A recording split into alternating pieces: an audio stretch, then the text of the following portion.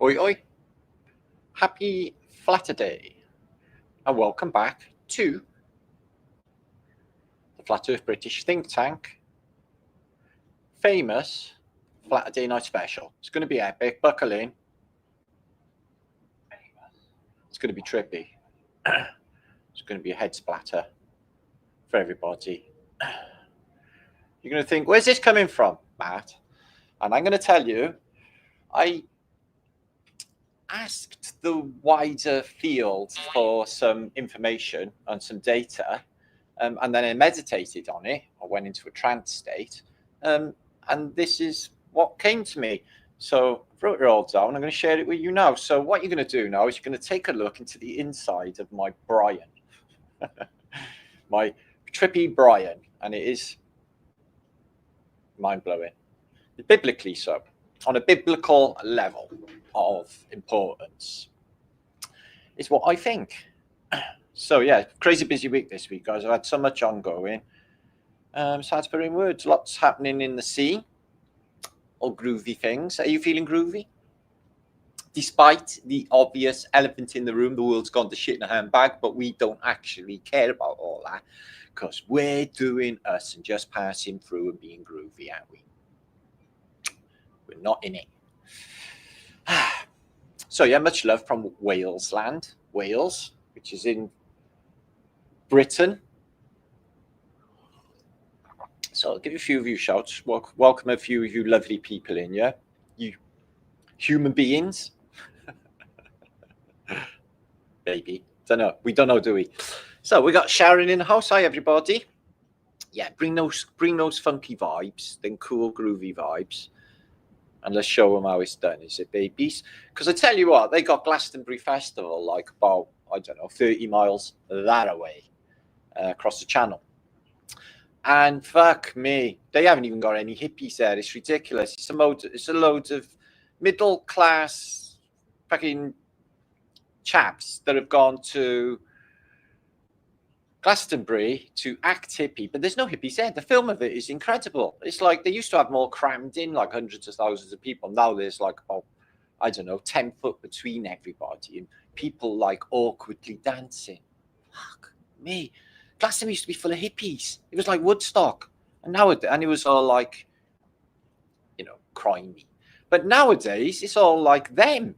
Oh my God, the woke took that over.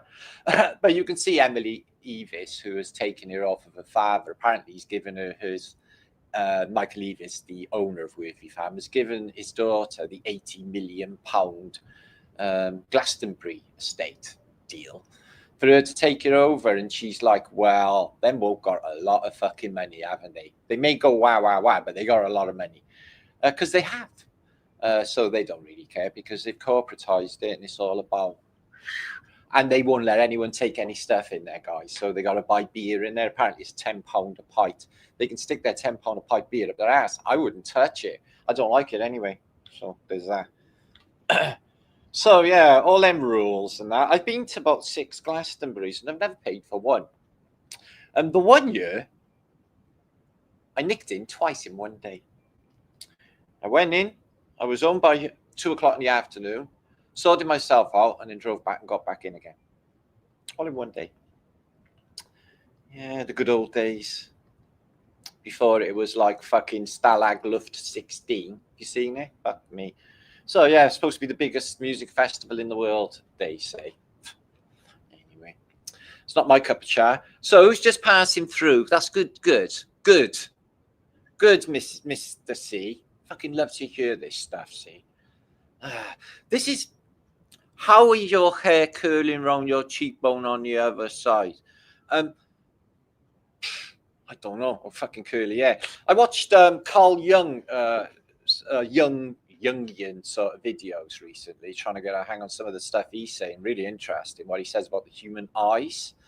And, you know, people, it's like they always say, don't they, eyes are the window to the soul. But he fucking nailed it. What he said about blue eyes and the type of person a blue-eyed person is, clear, of clarity, that sort of thing. brown eyes, and then he concentrated on hazel eyes, which are my color, which is, depending on the day, a different color: brown, green, a little bit of blue, bit of gold, bit of silver. It's all happening in there. And that was like, you know, a sort of definition of my character. Too many depths to actually gauge what is going on. And I'm like, fuck yeah. I got a hard time hanging on. It's like the craziest roller coaster ride you could ever imagine, guys. Pearl, good to see you. Pearl's a singer. Dude. Ooh, I used to love Elkie Brooks back in the day, guys. Oh.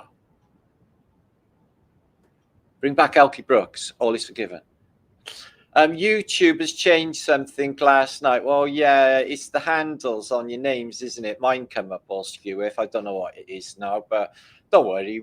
YouTube just think that they're making things better when they're actually breaking things. We all complain. They might sort it out, but I don't think they give a shit, actually. It's all going over to AI. So, yeah, Martin von Klinkerhoffen. Thank you for that. Lauren Wallace, good to see you. Amber eyes. Yeah, amber eyes are lovely, and I love that color, amber. But yeah, it's like, honestly, if you listen to Young, what he says about eye color, it's crazy good. The way to a man's heart is through his stomach. I completely agree with that, Philip. Yeah, man. There's a list of criteria, yeah, and sandwiches are on the top 5. I won't tell you the other 4, though. But I don't think they're YouTube publishable. But you get my drift. PG1000. Ooh. Greetings, Michigan. So, what's it like over across the pond? I bet you're bloody boiling hot, aren't you? Be all right. I'm sure. I got a way out. If you're looking for a way out, come to Flaterday British. Spoiling myself with some strawberry trifle and cheesecake. Ooh, look at you, Lee. Get that sugar down your boy back. You know it does you good. Fuck them. Yeah. That's what I do. Like cream and fucking strawberry everywhere. Lovely. Green eyes are less than 2% of the world population. See, I only dig this game, guys. Yeah. Martin knows fucking everything. I don't know anything. I only found out, like, literally 2 weeks ago that Caucasian people are only a small percentage of the population of the world. I'm like, what? I thought we were all the world. Apparently, we're like a quarter of the world's population. The rest are brown and black, or Chinese. It's like, what? It's because we live in like white Europe and stuff. But I was like, well, but I was like, fuck me. I didn't even know that. We're like rare. We're like fucking rare. So you could go on about like the green eyes with old Alexander the Great. Yeah. But I don't know. I just watched a video with Young Hazel Eyes. Great vid. I watched it last night, Danny. Man, we're sinking bad, you guys. Yeah, I watched it last night.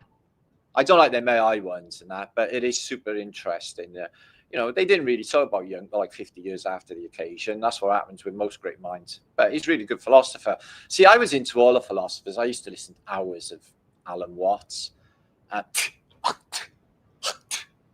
Now I'm like, don't even like him anymore, because he said derogative stuff about flat earthers and stuff like that. Sticks in my side like a thorn.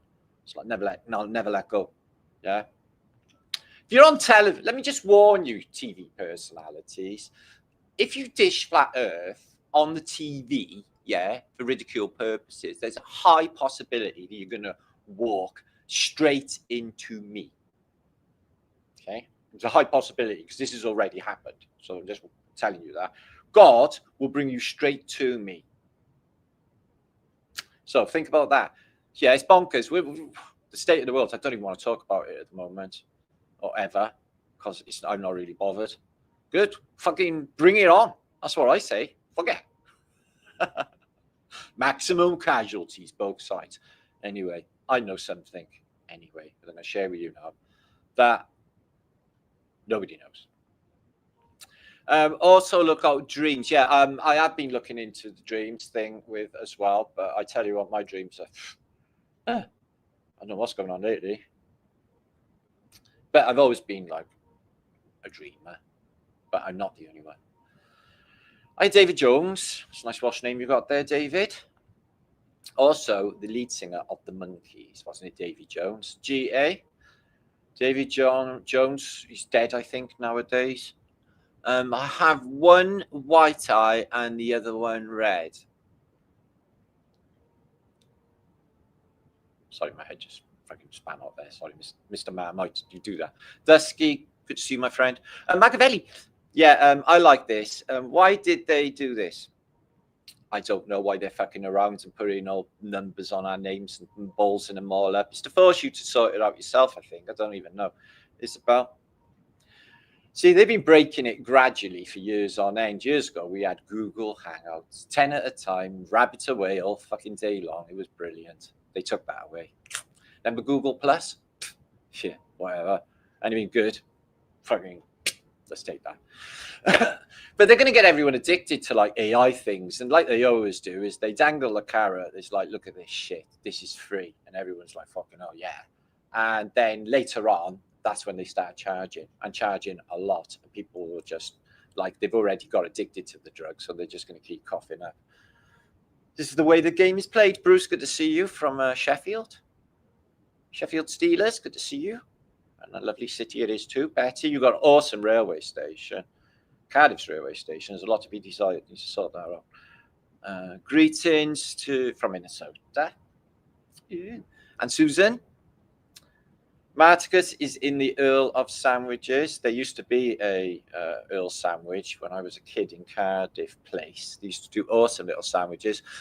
Great Warren Xenon. What? Well, Werewolves of London. Didn't he die recently as well? Very good he was too. Very different. Trippy. Lee Cousins, good to see you. And, Woosty. Yeah, I know. It's all coming unstuck, mate. And I think I know why as well. Overlapping timelines, fabricated fucking past, AI, always been here, we just discovered. It's like, all right. It's here all along, wasn't it? Fucking shit. I seen David Bowie with Peter Frampton in that Glass Spider tour. My dad had David Bowie's eyes, one different colour to the other. Yeah, there's a name for that, isn't there? I can't remember though. But I worked with someone once who had two different colour eyes. They say that he did it from sticking LSD blotters on his eye, David Bowie, and they say discoloured his iris, but that could be just rock and roll myth. We get a lot of rock and roll myth, don't we? I go brown when I go on holiday. Same. Martin, you're such a beautiful spirit. Thank you for sharing your awesome research. Oh, thank you, Sister Moon. Miss Sister Moon. Don't forget to hit the like and things and all that. Okay, we're going to share some... let me shut Mozart up, as beautiful as he is. Rock me Amadeus. Rock me Amadeus. 9% are you here, did you? I don't even know. How little I know. And yet why people inverted everything? Well, we are the Caucasians are the builder race, you will find. Built all that cool shit. My hazel eyes now have blue outer rings. Yeah, I think it just depends on the day. I have blue some days. Some days my hair is purple. Some days it's a bit ginger. Some days it's red. Some days it's grey. Some days it's brown. I'm like, what the fuck is going on? It's really weird. Bruno, good to see you. Vibes. Another thing that I discovered as well through Young's work is, have you noticed how some people just stay youthful? I mean, they're just youthful. I noticed some of my friends, my close friends, even though we're all getting on a bit, their faces are still young people.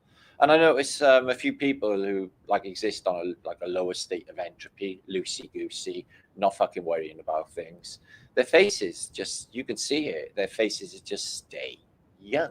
Even if the beard goes grey or their hair goes grey, you look into that face and you just see a young, vibrant, sharp, fucking with it person. And some people will always have that. Have any of you got that? Yeah, sure. I know you have. Because people like us just sort of flock together. But it is, guys. You know, there's something that is just permanent in youth. And do you know what it does it? State of mind. Does it all. will keep you young. Being loosey-goosey, plenty of shagging.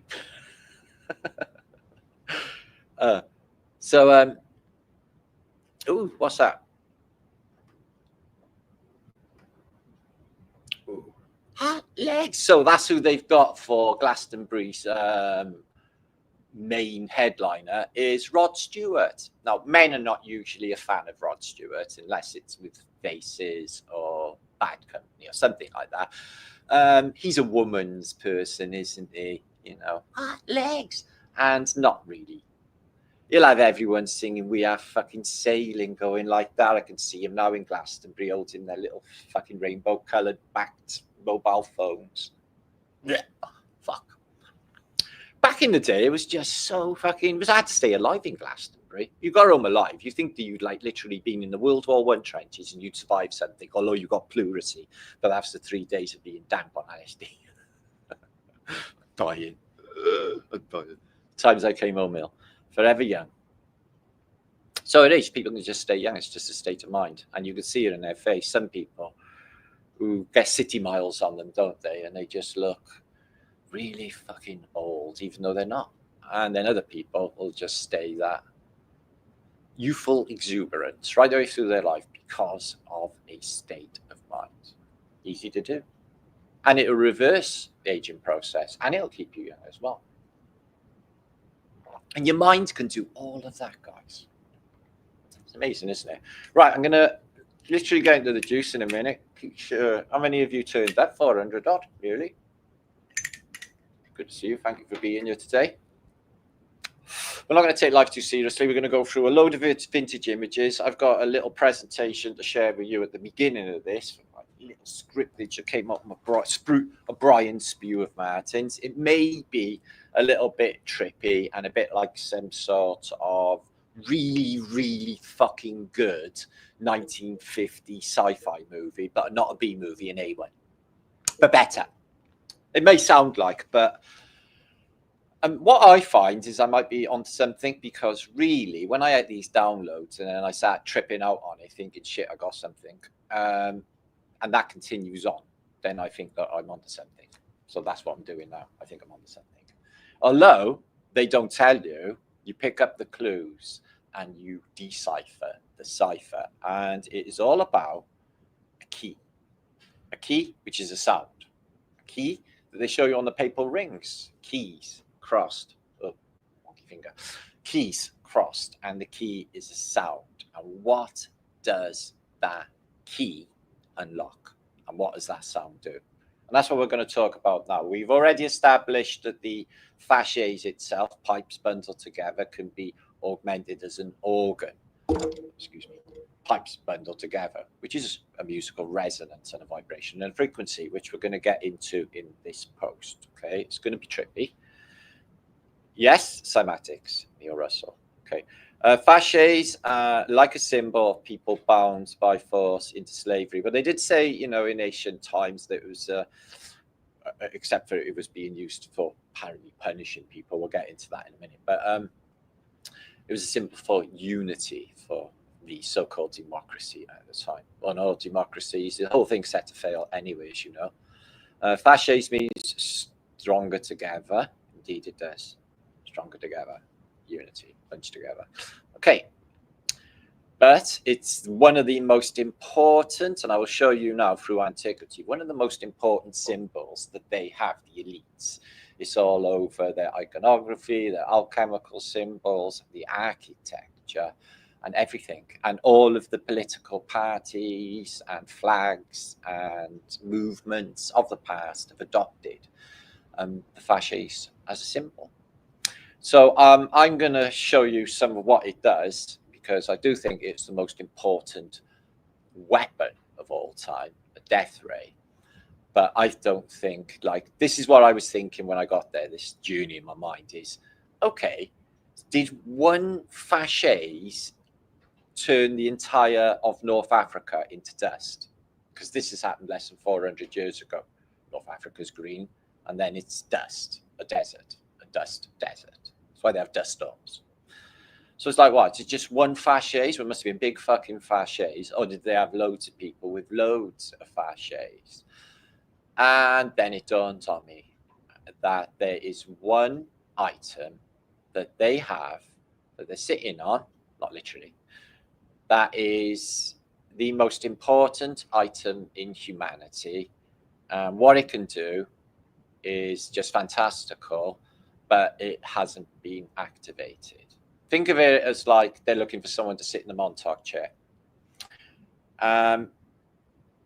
Yeah, this is a trippy ride. So I hope you enjoyed my little thing for today. This is what we're doing.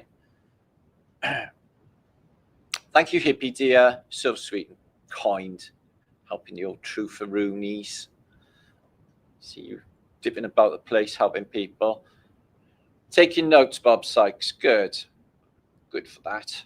That's what I like. Well, I've got another 2 awesome presentations, never been spoken about before, that I'm going to present at presentations in conventions this summer. First of which is Tuesday in Birmingham in Truth Juice, in the E25 Club. You can see all the details of that down below in the descriptions box. This is an awesome venue, which I've done many times before, but I'm going to bring something new to the table. I'm keeping it special for that. And something else to come this week as well, which I can't talk about in this one, but it is going to be another mind blow. Does that not sound fab? Fucking A. Hiya, Louise. Hiya, lovelies. Matt is in the house as well. And our Hippie saying hello to our lovely Joe. Hiya, Joe, sweetness. And I am Carrios. Big happy birthday to Cheryl Bailey. She's 28 today. Montauk chair, the Mobius chair, DC Comics. Yeah, but I was actually convinced in my younger years that for some reason or other, I thought that I was being spiritually abducted and tested in the Montauk chair because of repetitive dreams that I had when I was younger, being sat in a big chair in front of LCD black widescreen tellies. But this was in the 1970s. And in fact, if I know where I got a frame of reference for modern televisions, because TVs in the 70s were these big buzzy boxes, and you were lucky if you got a fucking signal with one. So there's that. But yet I'm only in primary school and I'm dreaming of this place like all the time. So there's that. Hello from a very hot New York City. Hi, Corinne. Brooke, good to see you. I heard the Black Cube ship landed in the Suez Canal. Where'd you hear about that? On the internet? Okay. So, yeah, that's another psyop. All of that bullshit. Listen, all of it is just to keep people's minds in the fucking sewers, so they're not doing work on themselves, thinking of all bullshit and terrible things that's happening. You know, I don't even know what the deal is with Diddy. It sounds like a load of bollocks. What, orgying is a criminal offence? Or is that what's going on? Because I don't even fucking know. It sounds like a load of bollocks to me. Or do I even care? No. They're burning them all because it's all going over to AI. They don't need them anymore, so they're just using excuses. Burn them, make some more money off them, and then like on with the show with AI. We don't need them anymore. Fired. All of them. So good. Fucking hell. Okay, so I'm going to be presenting some images. Just see if that's coming up. Yeah, make sure to share this out, guys. This little bit of this video is, it doesn't look like I'm actually sharing, does it?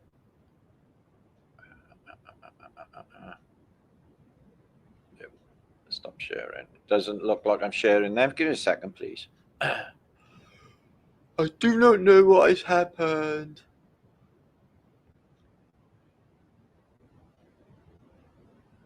Excuse me, I've got activity outside, people and things. Okay, here we are. So there we go. Now, this is what triggered my whole mental processes, is this picture here. If you see what this is, do you know what this is? Well, this is called the Sonic Key, and it appears in the movie He-Man, Masters of the Universe, which is a cracking little film. that I watched this week. Now, instantly, the moment I saw it, I thought, oh, fucking shit, it looks like a Fasces. Oh my God, it's got tuning forks on the top. Oh my God, it opens portals. Oh my God, it's a musical instrument, and you got to hit a certain key down here on this synthesizer bit. As soon as you open, you play a certain key, the portal opens. Okay, and there's like all these different portals. So the sonic key, and then if you could just say that this is the Fasces, which it looks definitely like Fasces, then I got to think about some sort of Fasces singularity, and then it dawned on me. It dawned on me that a Fasces, to activate a Fasces, it surely is biometric. And not everyone can use one. You have to be a specific DNA. Allow me to elaborate. Just don't know about the Fasces. It's probably my biggest decode back in the day. Rods bundled together. You can see here some Ethiopians and Benito Mussolini, dictator of Abyssinia in the 1930s. He's gone there. I was wondering whether it was on some holy questage, because apparently the Ark of the Covenant is down there in a church. But Graham Hancock goes on about that, so I doubt that's true. But there's a biblical object supposed to be there. And that's how I'm seeing this Fasces now, is a biblical object that is so important. And it is everywhere in plain sight. Okay. So Mussolini adopted the Fasces as an emblem for fascism. Fascism. Okay. You can see it everywhere in every country, including Pacific Islands, Caribbean islands, every continent. Every coin, every note, somewhere or other, you'll see the Fasces. Okay. So I think that the Fasces requires DNA, a specific DNA to activate it. And what is the possibilities of the Fasces? Well, let's just use our imagination, shall we? I think it's a sonic key. I think it's a temporal key. And you can see either side, always, every image nearly you will see of double Fasces, the Labrise axe will be facing outwardly or inwardly or inwardly. They won't be like this. So that they are never adjacent. They're always opposites. They're always opposite polarity is why. Because this, apart from being a weapon, is, I think, a sonic key. The Romans, okay, this is a Roman emblem, I'm guessing you could say, that was held by a Roman general. Now, they say that this was used for execution in Roman times, and the Labrise axe, you pick this big, massive thing up and then chop somebody's head off with it. Doesn't ring true because, well, it's just your hands wouldn't get around this central column, even though it looks like some sort of Gatling gun. So the rods, they weren't just a symbol for unity, rods, peoples bundled together, okay, or a symbol for fascism. They were encoded strands. Think of fiber optic communication. They are encoded strands, each representing a frequency in time, because that's what the sonic gun did, okay? Now, bound together, they form a harmonic cipher, a specific sound, a musical tune, if you like. And the device is capable of unlocking epochs, times, and resets. The axe Labrise itself, that you see always on the side, the axe, the Labrise, is a dimensional conductor. This is a directionality tool for the operation of the one Fasces that is sat somewhere with them. Very important. It is. So it slices through timelines. Okay, so this is my theory. Just stop there. This is the emblem for, okay, Napoleon Bonaparte. He also uses the Fasces and the faceless knight. Have you ever looked into how many similarities there are between Napoleon Bonaparte and Adolf Hitler?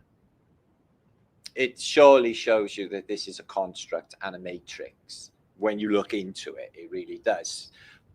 Both became rulers of empires from countries that they weren't from. You know, Hitler was Austrian, and Napoleon was from Corsica. And even their backstories are similar as well, even to the extent that they both ended up battling on exactly the same battlefields, the Battle of Borodino, on the same battlefields of where Napoleon was 150 years before, and Hitler's doing exactly the same stupid trip to take over Russia, and having the same battle in the same battlefields, and having the same results. Having the same results as well as Napoleon. Although Napoleon went into exile, so they say, and Hitler apparently has had a demise in the bunker, which is nobody in any regard thinks is a reality. So yeah, they encoded it into the architecture. Okay, so this is how I see it. Is the fasces was used by ancient priests of technology. Okay, if you want to call them that, and I have given them a name. Am I calling them chronomancers? Chronomancers can dictate resets, dictate times for resets. Okay, and this is why we're getting the overlapping of civilizations. I'll give you an example. From the classical world to the Hellenistic, from the Hellenistic to the shit show we got here now. How did any of this even happen? You know, the fall of Rome, and then Britain fucking goes into the Dark Ages, and it's taken us 2,000 years to get it all back up and running. Okay. So the Senate in Washington, D.C., one of the most important houses in America, the seat of democracy in America. Usually got Trumpsky standing here. But you can see again with the fasces, you get the S and the S, which is a laurel leaf of gold, which binds the fasces tip to tip, completing a charge, tip to tip, like a wire, completing a charge. And it's bound together to create a magnetic field. And the labris facing the labris, always facing one another, never like that. Okay, always opposing. And if you can see the eagle wings open on what I guess you could call a baton or a staff, which you see the opening of Parliament every year by a guy called Black Rod. Okay, look into that yourself, and he carries this rod and he bangs Parliament's door once a year and says, "Let me in, let me in." It's some sort of voodoo ritual. Talking of voodoo ritual, here's another one. Double pillars, obviously Masonic in there, and they are the most important feature in the most important building. So I've long since established, don't want to go into that bit too much because I covered it too much, that fasces were an electrical weapon. Okay, now they were used in the First World War by the French to shoot zeppelins down, you can see here, but also zeppelins were also shooting death rays and melting cities and burning them. And I think this has been used all along, this technology, okay? And they're showing us with the fasces. Schockenhausen was a weapon that was invented during the Second World War. And the purpose of this was to cook, if you like, the enemy by sound, because sound can, depending on the frequency, boil water. Sound can boil water. We are mostly made of water.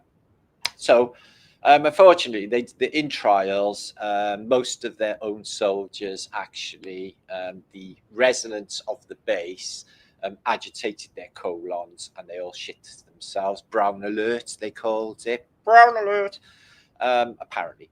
So yeah, they thought, well, obviously we can't go into battle if we're pooing ourselves, and if we can get a way to protect ourselves from the sound, wear earmuffs, and then get the enemy to shit themselves, do we want to fight them then with a shitty smell? Probably not. So yeah, so did they use it? Yeah, they used it, and they used it as well in a sense of like Wilhelm Reich. I think they used it to cause rain and mud but there's loads of evidence of sound weapons being used in World War II. So I proposed over, I'm guessing many years now, I don't have to show you antiquities pictures, but I will show you a few in a minute. But this is more in the modern day. And it can't be what they're saying, you see. So these are like California or Maui or Paradise or wherever these anomalous forest fires are happening. Forest fire. So it's a forest fire that doesn't actually burn trees. It jumps over the trees, it incinerates the properties and the cars, and then on the fire goes to do some more damage. But it doesn't touch nature. And everything falls in its footprint. So they're using another technology, aren't they? This technology. On all of the statues, buildings, over door jams. There's one over the door of the Oval Office. So, you know, most important office in America, really. The Oval Office has a fasces over the door. You can see one year. And look how technological this insert, this relief is, guys. It literally, that's how I see it, okay? Is a futuristic, but because the future's in the past, technology, okay, that we don't understand, which is shown in these pictures. I can see that this is a tech. This looks like steampunk tech, if you like. That it does like really important stuff. And you always see it, look, with the window, the portal. How long have we been talking about the portals? Right above it. And these toroidals as well, always with the toroidals. Anyway. So you can see the fasces there with the American flag on a statue, but they got it as a bundle of sticks, which in its narrative it's meant to be like faggots that we eat, bunches of meat. You look down and they look like faggots. Fags, which we smoke, bunches of long rods that are in a packet, and they look like a fasces. Fags we call cigarettes in Britain. I know there's something completely different. When I used to be in America, I'd go, oh, I'm dying for a fag. Everyone would go, like, you're okay. And columns, you know, all the columns in antiquity, they are also fasces, and they are in every single city centre. So let's get back to the beginning. Now, back to where I was. So the chronomancers, they can deal with time, okay? So I was wondering, do you know in the film Vanilla Sky? Yeah, well, in Vanilla Sky, you get like assistants, don't you, from management, and you can call them and they come. Well, we haven't got that, have we, in this realm? But we might have. I'm thinking that we might have some assistants in this realm. Customer service, if you like. If you call customer service, sort this fucking shit out. Boom. Happens. It's amazing. So yeah, so what they do is they bind cycles, the cycles of reality together.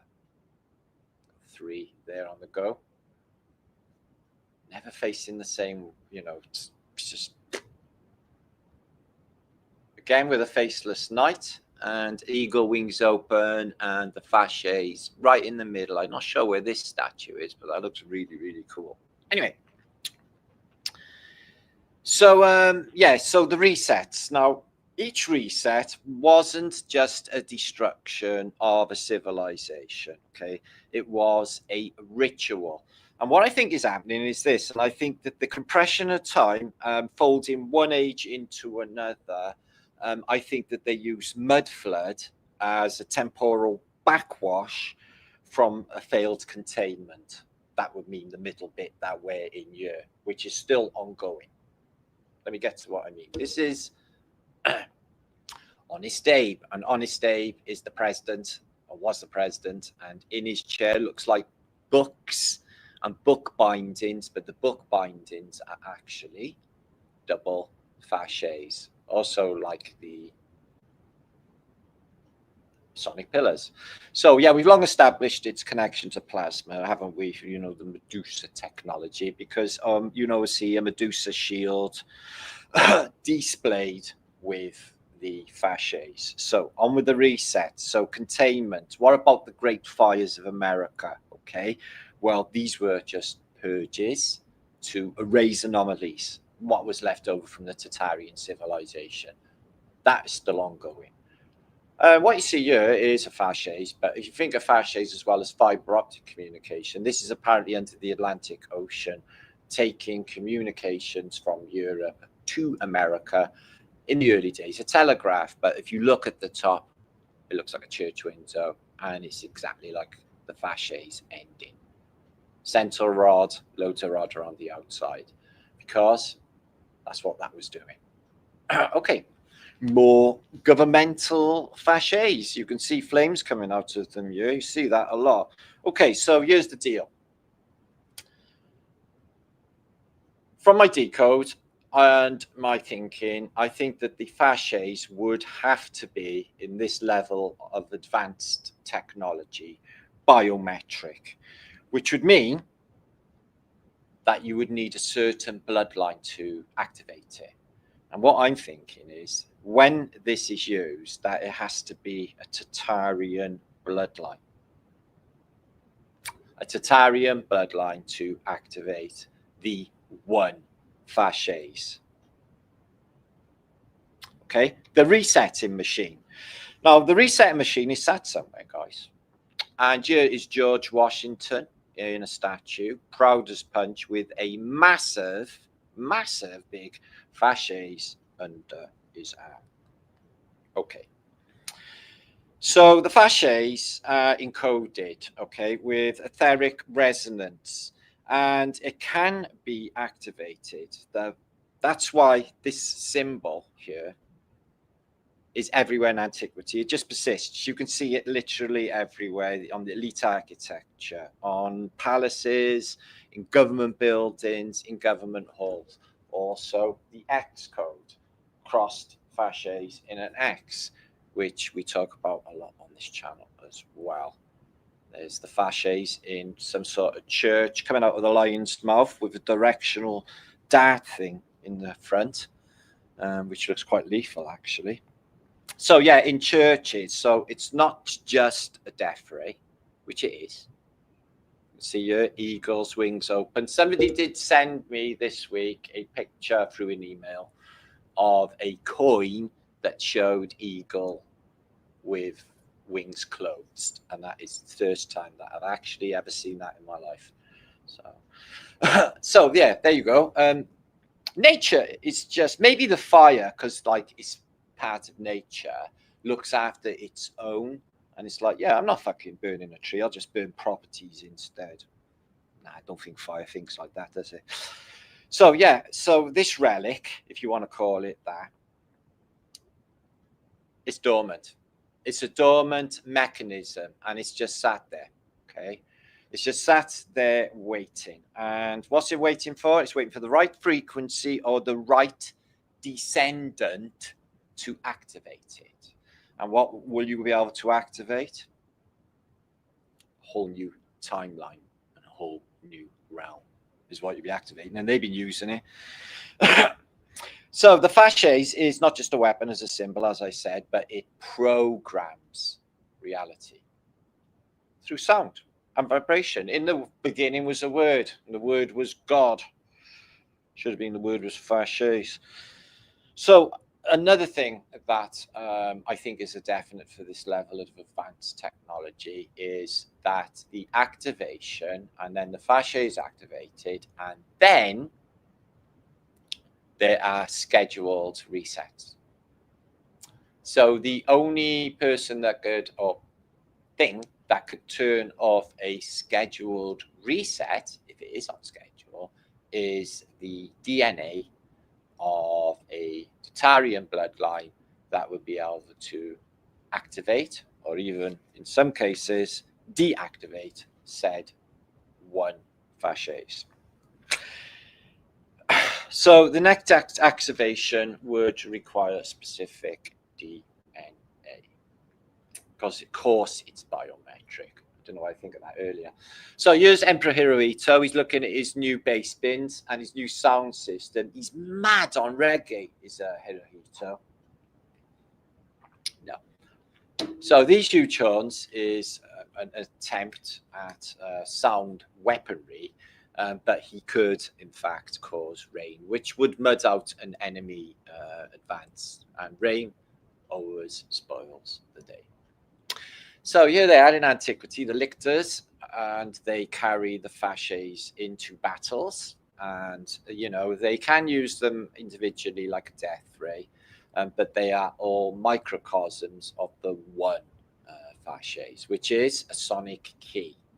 Here, double fasces, SPQR, the Roman codes, and they're all the same coding for the Phoenicians and the Romans. Labreces opposite one another, eagle's wings open, covered in a laurel leaf of control.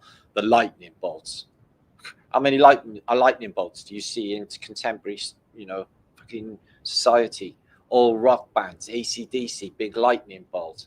Fucking wrestlers, big lightning bolts. All of the coding, the Masonic coding for the lightning bolt is for the fasces. And there he is, in God We Trust, in Congress, old Trumpsky. He's not a bad actor, is he? I know, he just doesn't give a shit. And he's the first president I've ever known to use the F word. I don't even know if that's okay. It's presidents, isn't it? These are what he's reading, the auto cues, yeah. So, guys, did you ever see the national anthem in America in the 1950s? Yeah, it played for like 15 years or something. There was a line at the bottom saying, you know, God save America, God save King, whatever. God bless America and all that. But underneath it for a split second was all this stuff like you must obey. Yeah, you must trust, and just brainwashing. They played it for years. And they got away with it. So, yeah, it is supremely important, as you can see, to these people. And this is in Spain. You can see they're doing some sort of procession, I guess you could say, dressed as Romans, the lictors, and this is what they say. So do you think you could just grab this sort of rods and chop somebody's head off with a tiny labreece? I doubt that very fucking much. So let's move on. Excuse me. Okay. I've just come back, haven't I, Marticus from Click and Pop. Excuse me. So I'm going to just present some more. Now, what I discovered, these are awesome. I'll just give you an idea of the sort of damage that these things actually do. What I discovered was these little beauties.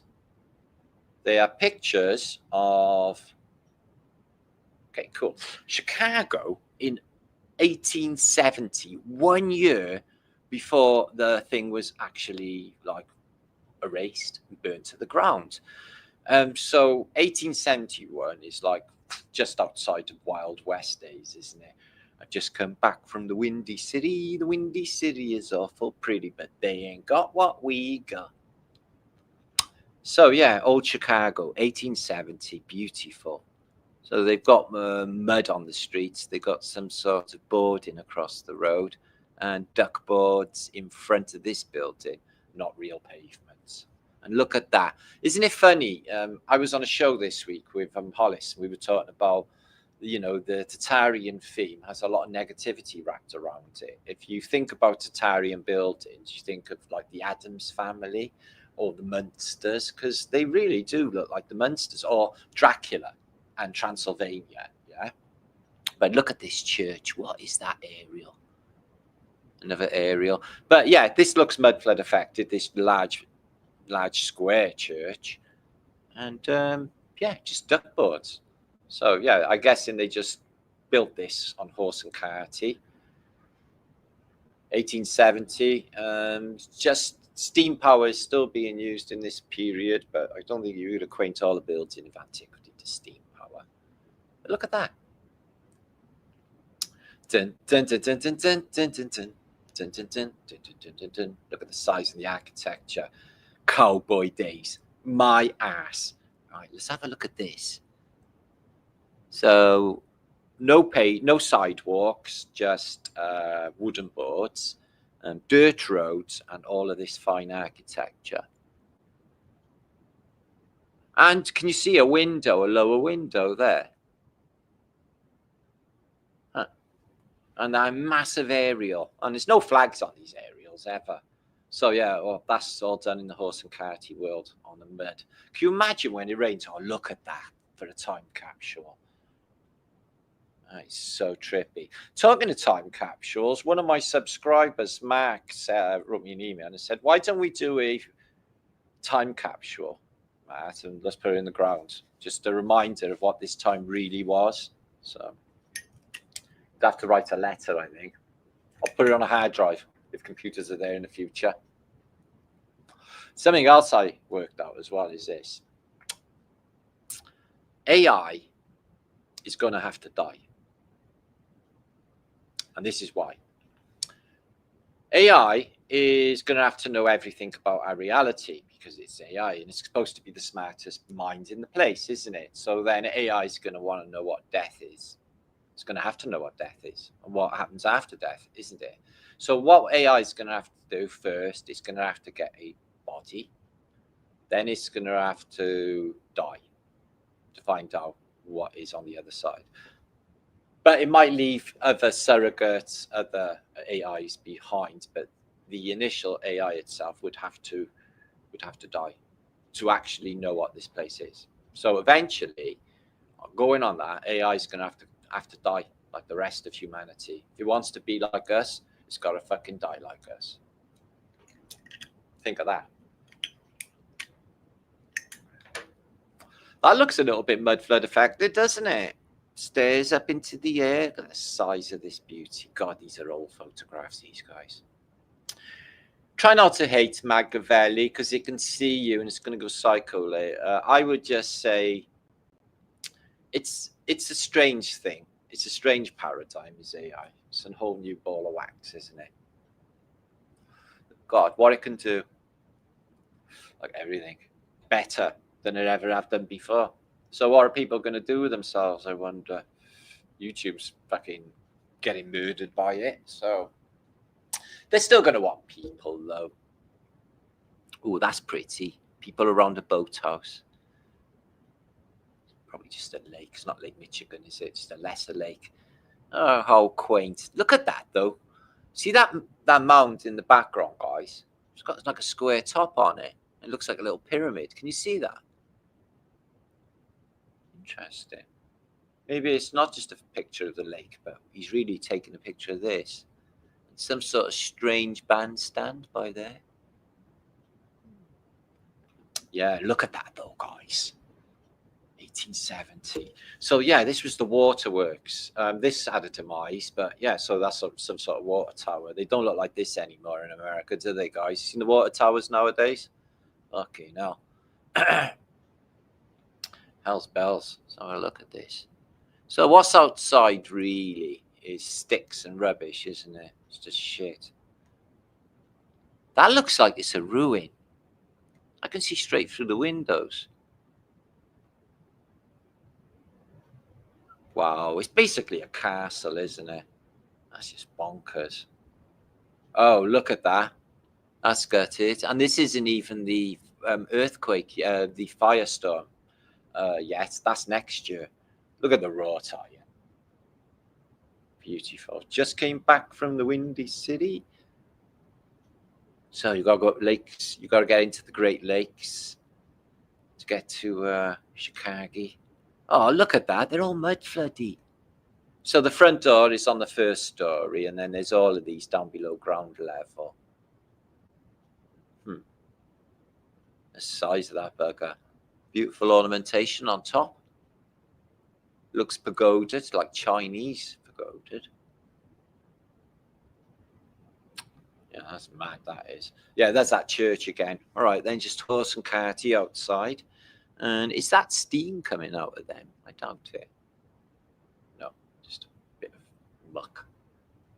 So yeah, these aerials are anomalous, and they're not really for flags, are they? And fucking hell, the size of these buildings, though, guys. Oh, look, that is just such a Tatarian image. We're literally time traveling here, guys. We're looking straight into the past. This is a street in old Chicago, an old Tatarian house with the the balcony, the upstairs door, and all this lower floor below ground level. A living building. Still around now in the days in America. I've seen loads of them myself. Galveston in Texas. My God, you should have seen them there. How they survived the tsunami. I'll never know.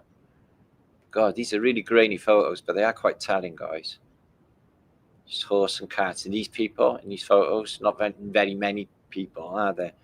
Vanilla skies as well. The size of that. That's a big block. One horse and cart. You can't see too many people. Jesus, the size of it. It's supposed to be the Wild West. Clothing and woolens.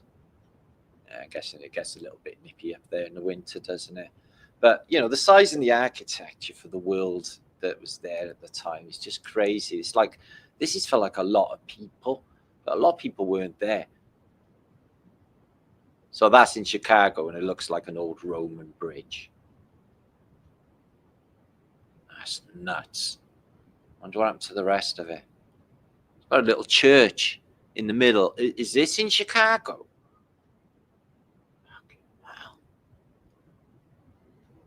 Wow. That's the armory. It looks like a castle because it is a castle. I can't believe that they con people into all this was built in the 1800s. So. Ask AI when all this was built. I bet it tells you fucking 500 years ago, 450 years ago. Wow. This can't be Chicago, can it? And that's it on there. Wow, guys. Fucking stroll on Alice. What does it say there? Something cathedral. Jeez. Okay. Wow. Okay, 600 of you in the house. I've got loads more to show, and I'm going to show you what happened 1 year later. Okay, make sure to subscribe. Got shit tons to go on this post. Images of the day and all of the groovy things that is going to be going on in Flat Earth British. Excuse me. Be sure to share this out if you would. Okay. So yeah, 1 year later. I won't show you too many of these because I have shown a few in the past, but not these particular ones. I noticed that my archive has become invaluable. And the reason being is that if you try to if you try to look for images or search images now using Google or Bing or any of those things, they pixelate the images. You can't bring them up to YouTube size. They're fucking shit. All of the images that I used to have, you can't find anymore unless you go collecting old photographic collections on archive or whatever and going through the whole thing of individually selecting pages and saving them, which could take a long time, which is what I did. And excuse me, I built a massive archive. I've got like hundreds of thousands of the juiciest images, which are not available anymore on the internet because I've looked. Like none of them. Good, eh? Oh, I just spilled coffee. I missed my mouth. That's not easy to do. So yeah, these are 1 year later. You can see that the whole city has been eradicated. Apparently there was a fire caused by a oil lamp being hit over by a cow, because you've got all cows and shit happening with all this fine architecture. But it is a reset. Look at that building now. What kind of heat would pop off the covering of the stone? And how come all these little stones are here? These stones are here. Is this conventional fire that would melt the front of an old building and the size of the stone as well, man? It literally looks scorched. I know, it literally turns your blood cold. And the narrative that they're telling us, look, guys, a fire, right? So everything in front of this, in Chicago, this is right now, this is a part of a greater fire, as you know, the Peshtiga event, which is a great forest fire. They say that the ashes from Chicago landed on the Azores in the Atlantic Ocean. It was that big a fire. But look, a raise in Tartaria. Look, lower Mudford windows, the building is still there. I wonder if they revamped it. And the pots that we see all the time. But they've amplifying chi. So everything else, bricks. Just crazy that heat can do that. Just little stones. Everything falls into little stones. You know, say we can't do an experiment, an old load of antiquity, and then get, you know, burn it and see what happens to it. Because I bet you, you know, there was a big Tatarian building in Cardiff, Dillon's, that went up in flames back in the 80s, because I was a street away and they blocked off the street. That looks like Fasces. They blocked off the street and we've seen the flames coming from the roof. All that happened was the roof came off, the building got gutted, the building was still there, the structure of it. Big, old Tatarian building, which is still there in the modern day near the new theatre in Cardiff. Yeah, it's unimaginable scale of demolition. I can't even imagine this in the modern day happening anywhere in the West, in America. Obviously down in Asia Minor, this stuff is fucking like daily. Here in the West, we just don't do that shit. It's just not Brit. Well, I was gonna say it's just not British, but it's not. It's just not cricket, is it? Yeah, it looks like a reset world. It's one of those photographs when everything is in devastation. There's just one or two people. I don't know what the population of Chicago is supposed to be at this point, but I bet you it's the same with the arrivals again. More orphan trains again, repopulated. Look at it. Where is everybody? Shit.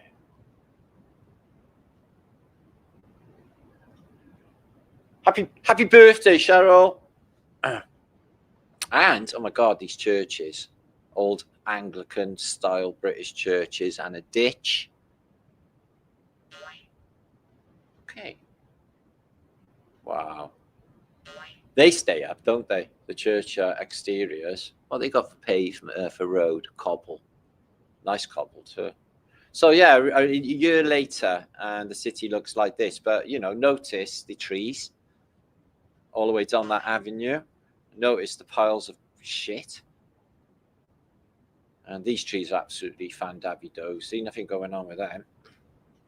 Or them. And mud flooded. You know, this is just taking out Tataria. Look at that for an image. How can that even be? But we got the photographs, guys, but the narrative doesn't fit the photographs, what they're telling us. And the world that they told us in our history lessons is not what the photographs are telling us. It's like, you know, Wild West saloons and fucking, you get this. Greco-Romano architecture, giant structures from a world that is just supposed to have arrived. You know? All of this world built in the latter half of the 1800s. Do you think so? All of it.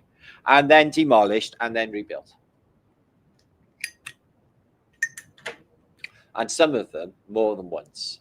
Okay, this one, twice. San Francisco, twice. Other cities, twice. Rebuilt, demolished. Wow, that is a creepy picture. Let me see that. You know, this building's gutted inside, but everything outside. Where's the flames? You know, imagine the flames coming out of the windows. Why have they not blackened the windows? But that is, the floor's gone, and this would have been a mud flood cellar. Craziness, craziness. Look at this. Insurance. Yeah, right. Bet it was a lot to do with insurance, that's for sure.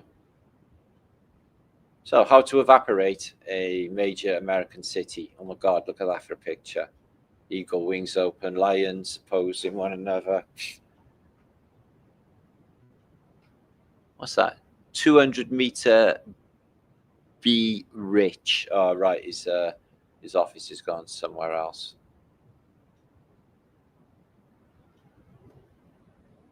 Seriously apocalyptic, but look at the architecture for 1870 fucking one. Absolutely insane.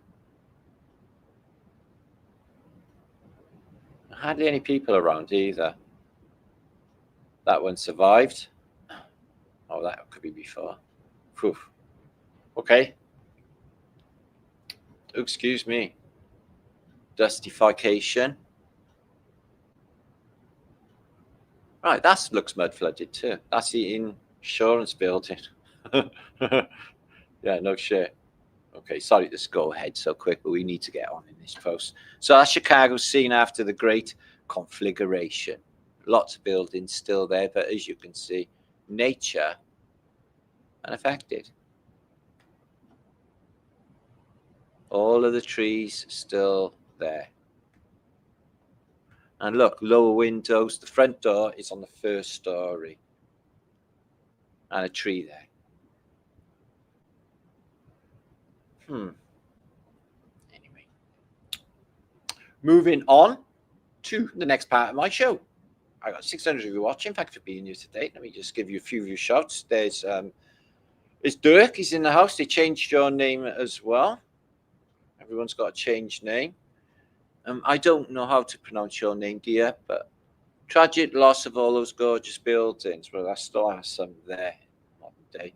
I watched a thing yesterday or earlier today, actually. It was in Glasgow, in Scotland, and I was literally in shock of how many old world buildings were stood in Glasgow, in Edinburgh, a city I've never been to, but I was super impressed with the centre still being all old world.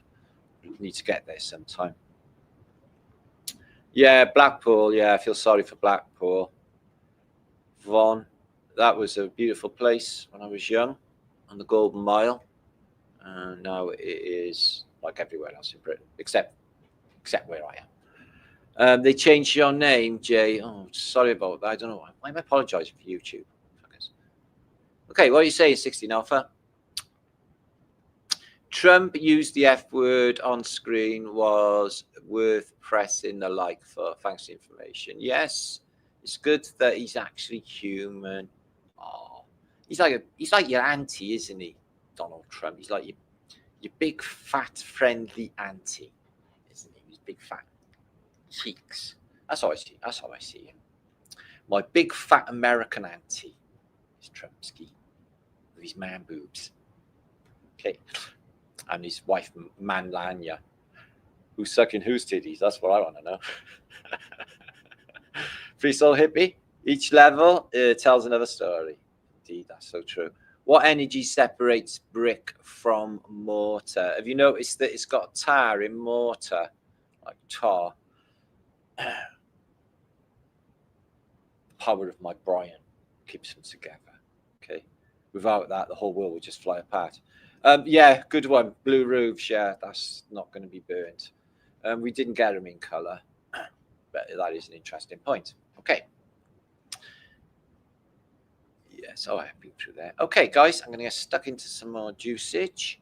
We're going to look at some more antiquity. We're going to look at more images of the day. Thanks, Glum. Nobody. Most are emotionally orientated above emotional astral planes and mental planes. No, I think everyone's broken and mentally ill, and we've just been fixing ourselves because of the utter shock of everything has been a fucking lie. I think that's what's going on. So we're in a healing process. Once we get beyond that, it's fucking fantasticness. I'd let go because I'm not really bothered anymore. I always knew it was a shit show, and I always knew they were lying. So there's that. Oh, thank you, Soul Songs. So kind of you. Where do you get your laser hair removal? They dye any white hair. Dad, don't worry, I'm going to grow gracefully. Keep my face on. Hi, Glenn. Good to see you, mate. He ain't heavy. He's my brother. Thank you. Spot on. Thank you. Okay. Well, that's just come up my Brian anyway. That's what mustard, and that's what I usually do, is share my Brian, my thoughts with you. So let me just share this with you. This is fantastic. I've shown it, but not all of it in its entirety. But these came up yesterday, and I thought, oh, fucking hell. And it is this. It is panoramics of San Francisco. And it is in a era that is following the first fire, which is in the 1850s. And then they rebuilt it all with Tatarian architecture. And this is in 1878. And you will see that the entire, as I showed many, many times. I won't have to in this post. The entire city gets eradicated. But this is down to 49ers and gold prospectors. Fuck off. What am I going? Check out the architecture and check out the Antiquitech on top of this thing here. And wooden pavements, sidewalks, and all of the buildings have Antiquitech and lower windows. So they're already, so these buildings here were there before the mud flood. These buildings, to me, are hundreds of years old. Remember that first San Francisco event is only in engravings and pictures, no photographs of that. And anyway, the photographs in the movie film, they only put a date on it. We don't know what we're looking at, really. It could be just lying. So, yeah, let's have a look. So it looks dead posh at this period as well, not scummy at all. Beautiful big houses. Balconies, conservatories for you to grow your food, especially in California. Satellite dish, in case you want to get a cable or whatever. Well, I don't know actually what's going on with these. That is a chimney. What are these then? What's that? What's that? Is that air conditioning? So they got electric air conditioning, so just some sort of, I don't know. But look at the Antiquitech on that spire there.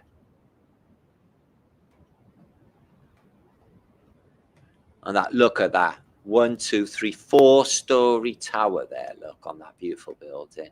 Look at that. On the side of it, just a muddy hill. But the city is there and it's in situ and it looks old as all fucks. It really does. Look at the growthage on all of these buildings as well. Wow, the 49ers, man, they just like all day digging gold and then they go off, built themselves a massive Tatarian city. Oh my God, look at that. See what I mean with that, you know, that Gothic Munstery feel. Dun, dun, dun, dun, dun. Beautiful gardens, water fountain, and it is mud flood affected. You can see that. So I guess this is Posh Avenue. No people around, but that doesn't mean anything. It could be just. I wonder what that trap door is. Does that go below street level? I wonder. Maybe that's where everyone is, down underground.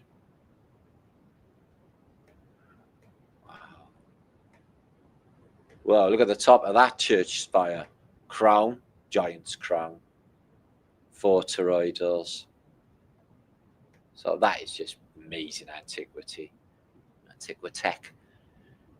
So yeah, this building is completely different style, but still Tatarian. What is that in the background?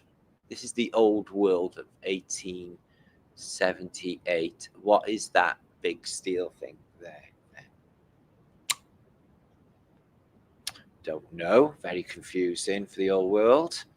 This is only a little house, and it's got a little. There's a lot next to it, with a house further back. But no sidewalk, just wood. So it's not as posh by this bit as this bit. These mansions are absolutely out of this world. Oh, thank you, Mr. Vanderbilt. I do appreciate that very, very much. Thank you, my brother. So that's a lot of mud, isn't it? And they are digging the mud away, and they've got a little timber yard, but that is essentially a shit ton of mud. So I'm guessing they'll level that, and the mud goes around that building. Isn't that a good clue? Because you wouldn't build. The building was there first, and the mud's coming later. Because you're not going to just. How did that happen? That the building is there and the mud is around it. Dug all the mud and then just put the building in next to it. No, the building was there first. This is mud. Mud, glorious mud. But yeah, what a fantastic Tatarian city was. Wow, look at these buildings. All of them are beautiful. Some of them are like tower blocks, guys. And this is like literally 1878. You got tower blocks. On to the Wild fucking West. Bring back the Wild West. All is forgiven. I want Gone with the Wind. Still the most popular movie of all time, you know, Gone with the Wind, guys. It was a good film, though. Frankly, Scarlet, I don't give a damn. So they got a load of mud up against their house, against the fence. Okay, it's a bit of a wreck here, isn't it? Still, it's got atmosphere. I quite like the feel of the old world. Oh, is that a mosque? No, I doubt it. It's got a copper dome, I bet. So, yeah, I'm guessing that every building you see in this image is no longer there in the fire of 1906, which makes all this disappear. All of it. But they said it was an earthquake, but it's not. Look at that house. Fucking wow. Didn't have. I have noticed no swimming pools in the old days. They don't have swimming pools in the past, guys, for some reason. I haven't seen one swimming pool in antiquity. And it was, you know, it's boiling hot in it in the summer, so why didn't have swimming pools? I wonder. So it's a bit of a muddy bank there and a retaining fence. So Alcatraz got no stuff on it, no prison, no nothing going on there at the moment. Big port city. Big mud flooded port city. New trees, nice new trees going in. Nice wooden pavement. All mud flooded, all these buildings. Wow, they got zebra crossings. I thought the zebra crossing was invented years later than that. I looked into this. Oh, thank you, Mr. Vanderbilt. Thank you. Appreciate that. I did look into the first zebra crossing. I'm sure it was in a British city. So, yeah, lower windows down below ground level. So the mud has just come down here. That's just craziness, man. All that's down below ground level. Okay. Yeah, so this city already looks super duper old in 1878, even though it's supposed to be destroyed in the 1850s. Well, that's a biggie. Yeah, man, it's just mind-blowing. Look at the size of that building.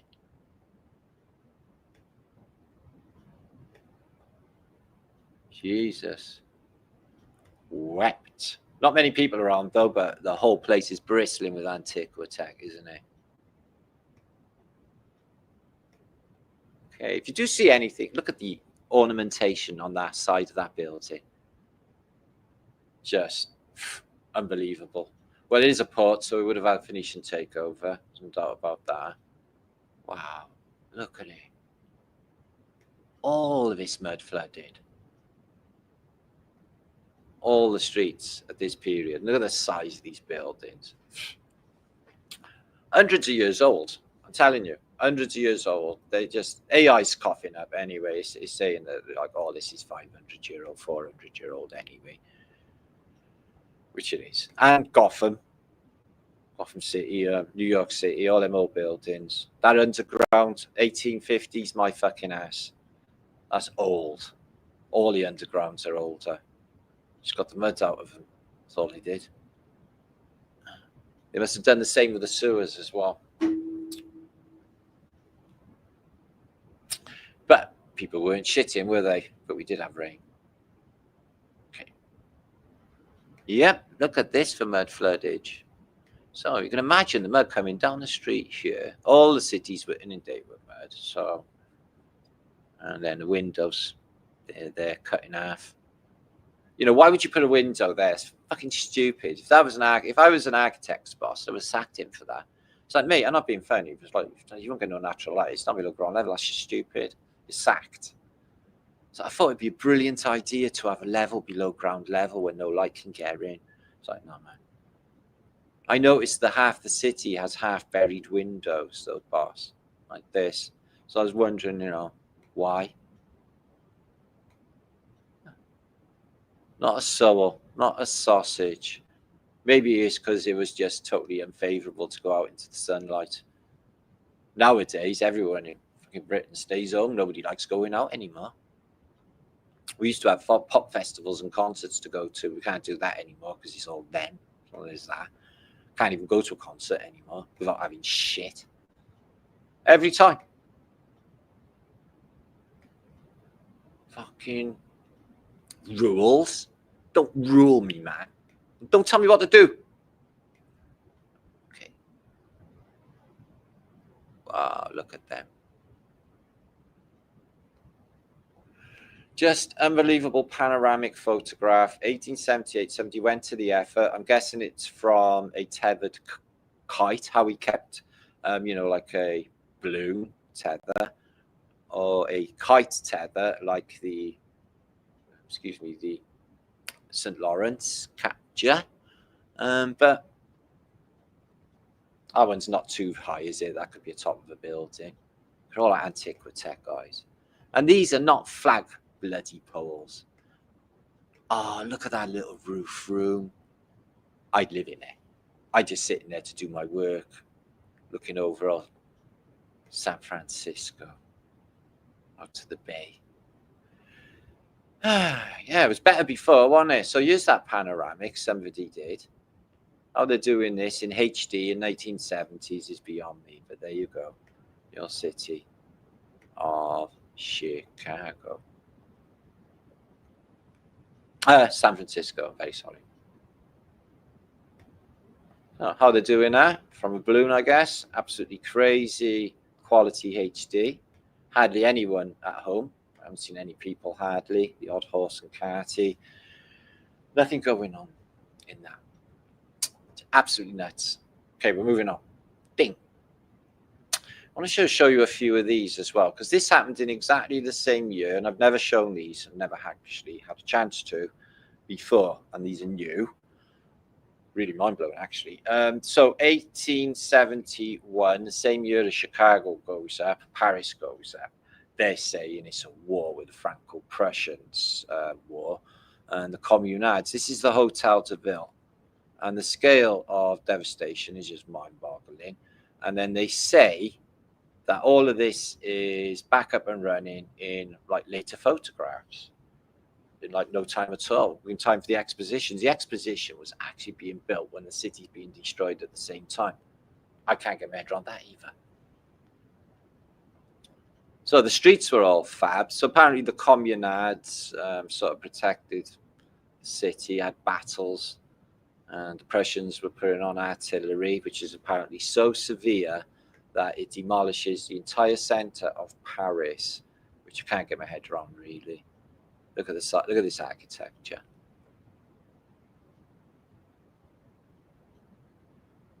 A lot of iron involved. Look, guys, iron. I bet you that's because of circuit board cities, and this helps with the charge. Look at that.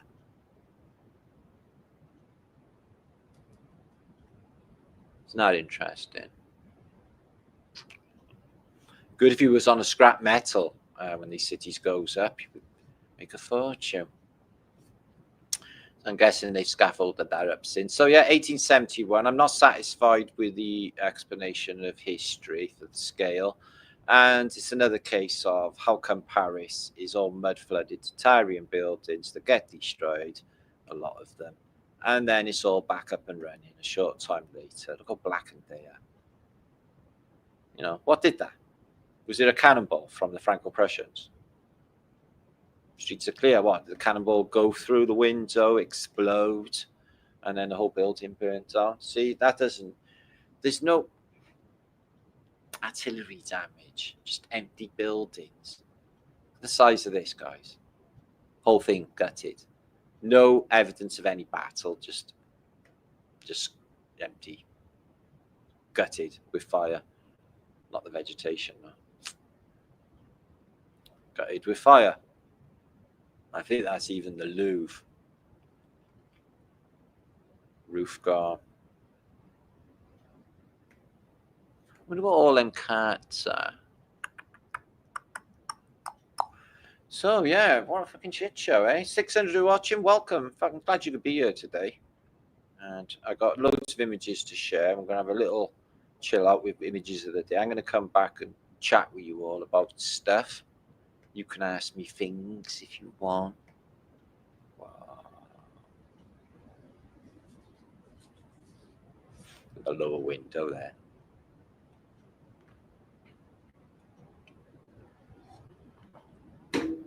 Wow. So spooky, man. You know, the official narrative just never matches. Look at that. What artillery did that?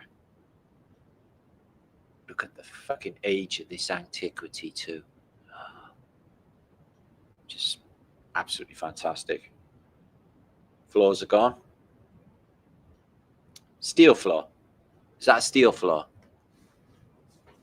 Well, they don't even do that in the modern day. Steel floor.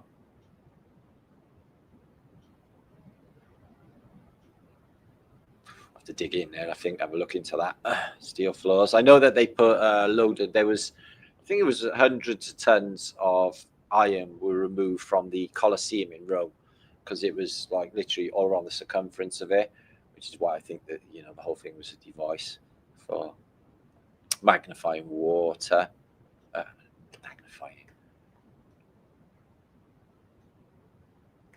Magnetizing water. Fucking hell. Faceless Night. Faceless Night. Fasces again. Let's have a look at the Fasces is behind the Faceless Night. Now we got Cherepanewski hugging the Faceless Night. And two Cherepanewskis with a Faceless Night there.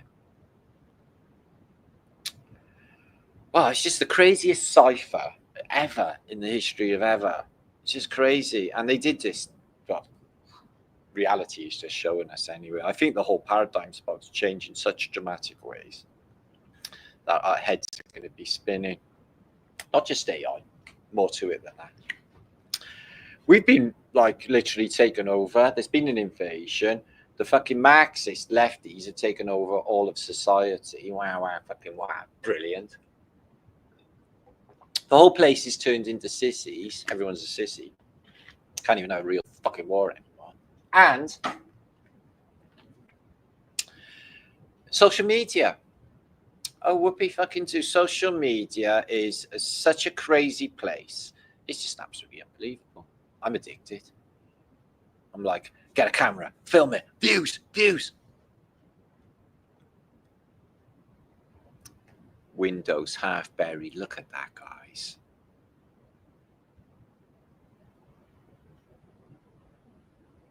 Wonder what their bags of. I know I keep asking questions without answers, but I'm very curious. I'm sharing my observations with you. That looks like Armageddon. See, they're saying they use cannons. I got pictures of these said cannons, guys, and they're just little pea shooting fucking cannons. Field cannons. There's Napoleon's bridge with Napoleon's N. See, there may not have been a Napoleon. Really, that N could have been for Nigel. Nigel, ruler of France. And they took him out. So, yeah, these things. Oh, my God almighty, look at that. All them lovely knobbly bits. Amplifying chi energy. So this one, they got one of these on top of the Notre Dame Cathedral.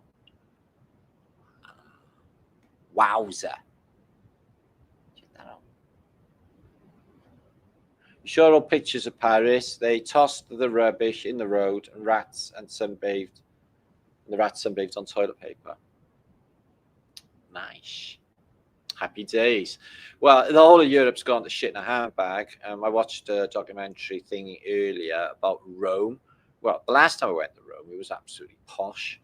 It wasn't all like unfriendly, violent, criminal types from other continents, which is there now and everywhere in Europe. I don't get the anger and the animosity, you know. Fucking talking about biting the hand to feed you. The fuck? Gratitude. But yeah, all of Europe, all of Britain is getting the same thing going on. And it's more than this lefty fucking Marxist takeover. So I noticed when I looked at the Glastonbury Festival that everyone is wearing exactly the same clothes. I've mentioned it before, but I'm not sure where they're buying their fucking clothes. Is there a shop called Mr. Fat Bastard?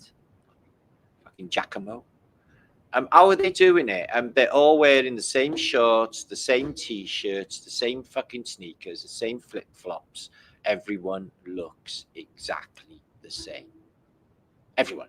The men look the same. The women look the same. The British man, oh my God, I'm not sure if like they're all impotent or something, because like the British male now, the typical British male, they don't look like they're up to any fucking thing. I doubt any of them have seen their penis in years. It's like they look down, they're like, I'm sure it's down there somewhere. Fuck. Planet fucking broken. If it was a planet, you know what I mean. So yeah, Paris took a massive destruction. They're saying it was the Franco-Prussian War. I don't see any evidence for any artillery fire. Just huge Tatarian buildings disintegrated. Look at that. There's a buttress on that building. Some people there. Ghostly images. Let's have a look at what they're doing. Have a look what they're doing.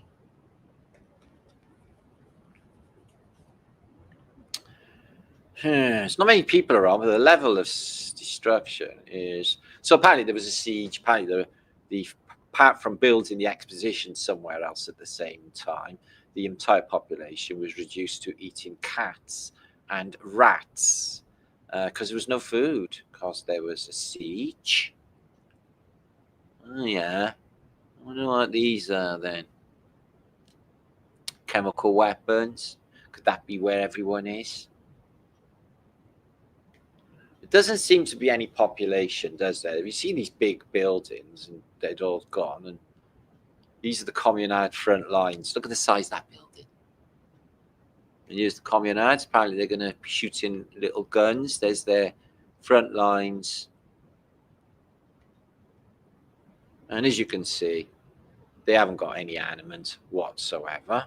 Just little fucking flintlocks. Okay, let's have a look at this. Look at the buildings. Okay, another front line. You can shoot anybody coming down the road. But they haven't got any armaments. I wonder what's causing all that devastation. You see the cannons, they're shitty. Wow, look at this. Look at that architecture, my God. That's insane. A lot of sandbags involved. If you leave sandbags long enough, they turn into brick or solid. They use them on old British railway lines instead of blocks, just old sandbags, and they just solidify. Oh, well, I'd love to know what sort of armament they used to cause that sort of devastation. Really. So that's the Champs-Élysées, where there's all the posh shit going on, and it is... Okay, let's move on. I'm sick of looking at ruins now. That's just me, though. So yeah, not many people around. Looks like an Armageddon's happened, a reset. All of the Tatarian buildings are splattered. Blanche Marché, the White House. Okay. And that is the Hotel de Ville in Paris, which is amazing Tatarian architecture. She got the pictures of the inside of that before it got torched, and it's just one of the best buildings in the world. Let's have a look at these cats. They look like American Civil War. Same uniform, exactly the same hats. Why is that? How can they have the same uniforms as American Civil War? Same period. Okay. Oh, it's not the same period. 1871. It's a few years after the American Civil War, but still same uniforms. Weird. Anyway, let's have a look at some Flaterday Saints pictures and see what happens, shall we? 622 of you. Did you actually share this out?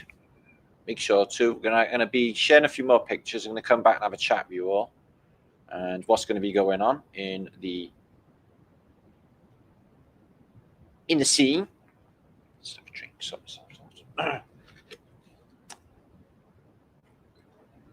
The Moomins are the Mormons. The Moomins. Yeah, the White Rabbit. There's definitely a code with the White Rabbit because they got it in the Matrix, haven't they, Omega, where they say follow the White Rabbit and then this hot chick or rabbit on the back. So yeah, this is Venus. Shows up usually out of the water with the Chanabanuskis. They're pissing around with a dangerous sword and stuff and a helmet.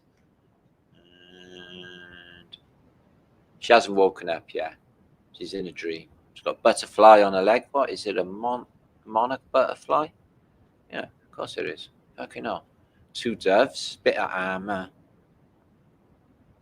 See, it's so heavily encoded that I don't actually know what it is.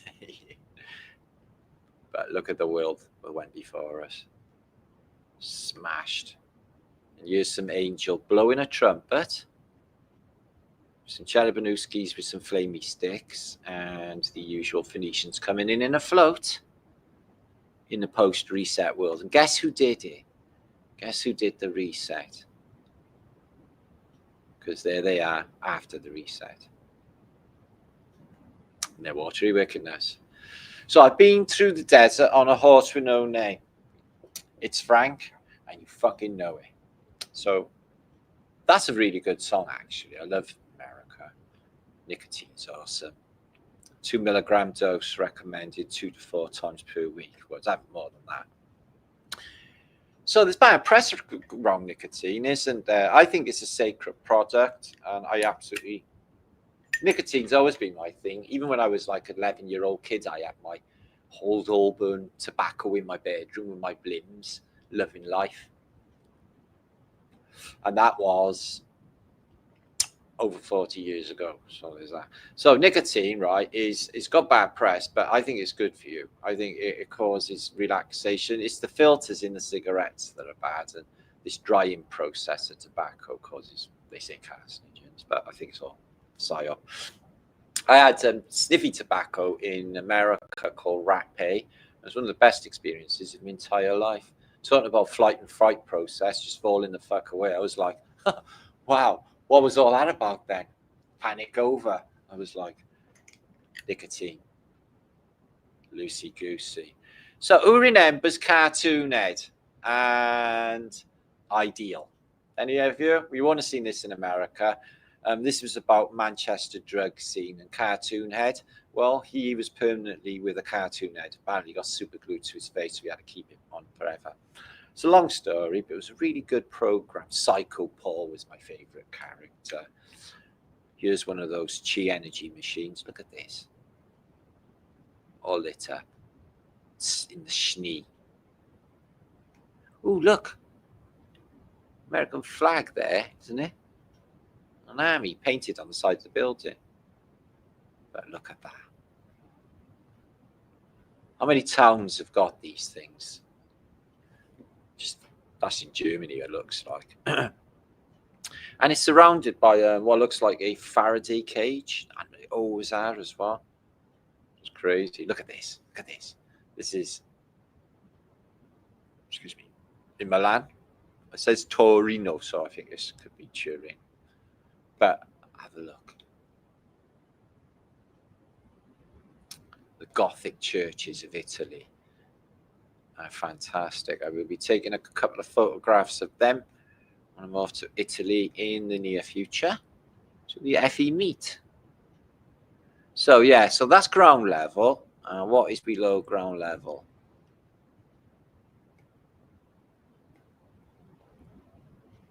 Oh, all of that's down below the ground.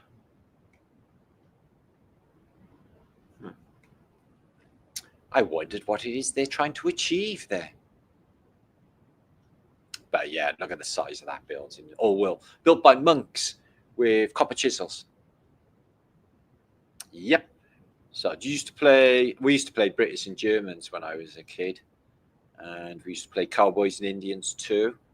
And this kid's in what? A mud flood cellar, obviously. So that would have been for coal in the old days.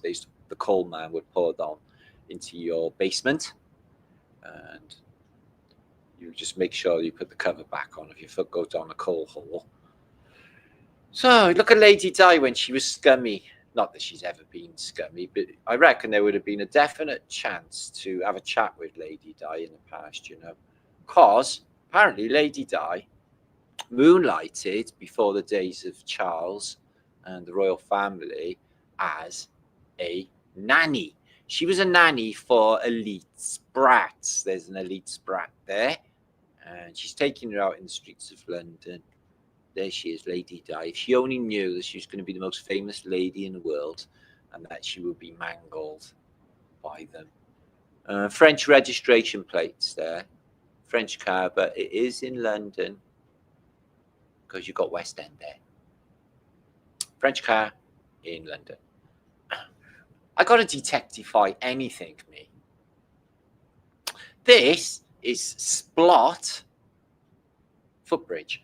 I've had some incredible experiences on this footbridge. It's hard to even imagine. I've raced somebody across it, tripping. I have skied across it on ice. There's been some murders on that years ago. My mother used to live in a place over by here called Adamstown Square. And she said you could often hear the women screaming on the bridge. Lovely. Yeah, Splot Bridge. And see that in the background? That was Geskeen Steelworks, one of the biggest in Wales. They got rid of it when I was little. My God, how that place smelled. And the atmosphere of it all. I'm grieving. I'm grieving for the missing. I miss it that much. It's just fantastic. Britain was fantastic. So they sold wigs. A lot of women wore wigs in the past. Maybe they were just all baldy. I don't know. They do that in the modern day, though, don't they? Okay, check this building.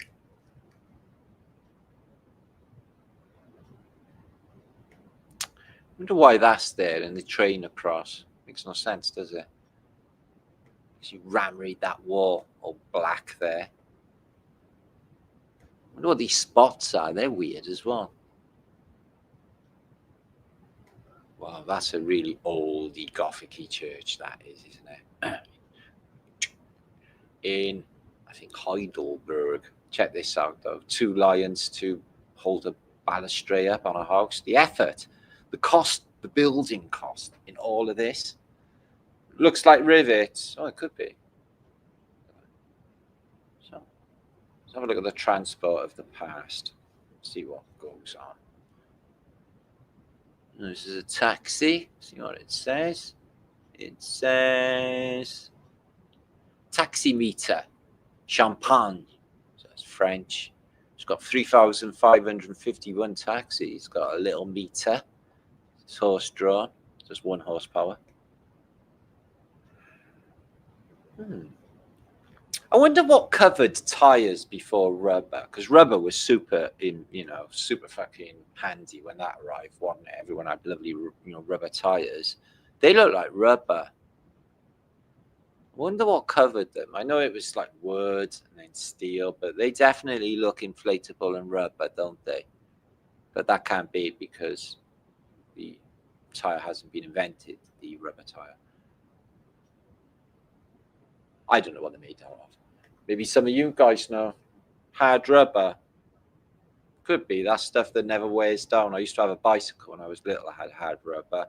Really uncomfortable, but it can last forever. There's a little window down there. Ho-hee-ho-hee-ho. So, yeah, France is a beautiful country. Beautiful food. I'm not a big wine fan, though. I keep the wine. So, yeah, a little kiosk. Was it originally all that antiquitech on top? Who even knows? A Parisian bookstore. I wonder what. Right. Is that for real? Yes. Okay. And that says 1878 A.E. Roar. 18. Is that 18? 1878. And that is one big motherfucking lion. What do you think? It's a whopper. Ooh, I made this on AI to try and see if I could make an AI video. And I can. But I don't want to fanny up my channel with all AI stuff. Take the human out of it. But I think I'll make an effort at some stage. This was sent to me by Davey Little, who is in Glasgow, funnily enough. Guy came down all the way from Glasgow to bring me a pond pump for my next door neighbour once. And it was like really grateful. But my next door neighbour was a complete cunt. He drove all the way down to give a cunt a present. It's like, fucking oh, thanks. But the guy's a cunt. So yeah, look at that speaker on that. It's mad, isn't it? All world technology. So yeah, zombies, they were just tripping. So yeah, look at this. You wouldn't be able to see it from down there, but you would see it if you were up here, where all the juice is in these cities. Look at that. There's a couple of people there as well. But I think people were in balloons, be able to see that. I find this interesting with the current paradigm. So they saying, okay, and then the USGS and other organizations have said, so apparently it's official, obviously I can't verify any of it, the trillions of tons of underground hydrogen was just found. This is like the last few weeks, guys, they say, and it's enough to power Earth for 1,000 years. Now, that makes perfect sense. So have a war and fuck off the Arabs with their oil that they literally put up 3/4 back in 1972 and fucked the whole world up. Remember that little caper? So the Americans and the West, we don't need your fucking oil anymore, so they can stick their oil up their ass. And all of the fossil fuels and stuff. So what are they going to push towards? The cars are going to be electric with his best bum boy, fucking Elon. And then they're going to have hydrogen fuel cells for motor cars. And there's no need for it. And that's what they're going to do. That's what's going to happen. And that is all in the last couple of days. Or this week. Last couple of weeks. I'm just saying, it all fits. Everything just fits perfectly into this scamination. Okay. Elon Schmelon. I wonder if he's a wiggly flat firmist. I doubt it. I don't think he's a real person anyway. It doesn't seem real. He used to be baldy. And if you're like a billionaire, man, I'd have the best, basically I look after myself a bit better because his body looks really bad. I'd buy an horse, Mr. Marmite, if I had money. And I'd have goats as well. I seen on YouTube a guy bought a goat for 40 quid. I'd have a few goats. I would if I had somewhere to put them. And you know the people, they're not like sheep. They're not like sheep. They're like goats. Yeah. Because goats cry a lot. Apparently, if you don't give a goat a hug or a cooch, it cries like a bastard. So there's that. They sell us free energy. I am Carios. Exactly. They do. It does fit better with spirituality to the laws of nature. Indeed. I like that. Thank you for that. Make love to the night. I like that. Yeah. Oh, and they're the worst. Needy kids. Oh my God, they think the whole world owes them a favor for some fucking reason. I didn't have that when I was a kid. Fucking out on your fucking own to look after yourself. No one to fucking look after you, and you had to get it. Well, or you were gonna die. And nowadays, fuck me, they don't even leave home till they're 40. I'm a subscriber to Cheryl Rock on. Oh, thanks, lovely. Yes, a birthday today. She's big birthday, loves to share. And she's not yet. She's doing birthday stuff, I think. And nobody. I'm scared. Don't be scared. Let's alleviate the fear. I'm scared to death of everyone now. Jesse. Well, don't be scared to death of them, right? Just literally, it's not about you. Yeah. And I know exactly what you mean and what you're saying, but literally, think to yourself, yeah, fuck them. Just don't even bother. Just do you. Just do you. Look after your own. You haven't got to wait. It's not a prerequisite for life. You've got to get on with these fuckers. I never liked them in the beginning. I seen that they were selfish and needy and wow. I thought, okay, no, they all want different stuff to me. They want things, and I want answers. Big difference. Like, what is this fucking place? That's the biggest one. Jay, good to see you. Thank you for being here, Michael. Thank you for being here too. Okay, how many peeps we have in here? I have 628 of you. Thank you for being here. Make sure to like this video if you like what you've seen so far. I have, let me just show you a minute before I show some more images. Some of the stuff that is going to be going on this week. So Tuesday, this week, on the 1st of July, I'm Martin Lietzker, there I am there, and I'm going to be in Truth Juice. Oh, my Nectar channel come out, that's weird. On the 1st, and I got a special presentation ready. I don't know what that is. Anyway, they have loads of famous speakers on there. Oh, there I am. Martin Lietzker. So that's in Birmingham on Tuesday. If you want to come and see me live, there's a chance. It's like, I think it's like a £5 on the door, £3 concession. It's cheap as chips. So there's that. To look forward to next week. And then the week after that, on Friday, we are all, as I say we, but the flat earthers are going to descend to Venice, which I'm very much looking forward to. It's been 40 years since I've been there. And I bet that's changed or not. And we're going to be doing distant flat earth photography from the top of St. Marco's Tower. Okay. And I will be recording everything I possibly can. If you want to come, the link is down below in the descriptions box. Plenty of flat earthers come in, some from Australia, some from America, from all over the world to go to this flat earth meet, because it's a very iconic city, as I'm sure you'd agree, and it's going to be a beautiful experience. So that is in a week or two. Okay, let's share some more images. Ever been to Switzerland? I haven't, because it's landlocked. Not when I was in a merch. We didn't go to landlocked places. Well, all I've got told about the Swiss is they don't really like outsiders. So I don't think they've been actually overrun at all. And they have a cutchy society, but it's very Phoenician. Thank you, Hippie. Thank you, India Wilson, who's in the house share, who is our lovely holistic media. You're going to get a new job thingy to visit, yo. Do it. Britain's awesome. You pay for all, Martin. No, they paid for my flight out there. But no. I've got to present twice. I will be working, and I've got to be a rock star, talk to everyone, and do all of that. So it'll just be work. So I will have time to do personal stuff, but mostly just work. So there's that. And it is very tiring. So friggin' woohoo! Wow, Donna's way excited. Okay, let's have a look at Switzerland. Basel, Starford City, and very beautiful to look at. Let's have a look. Make sure to subscribe to this channel if you would.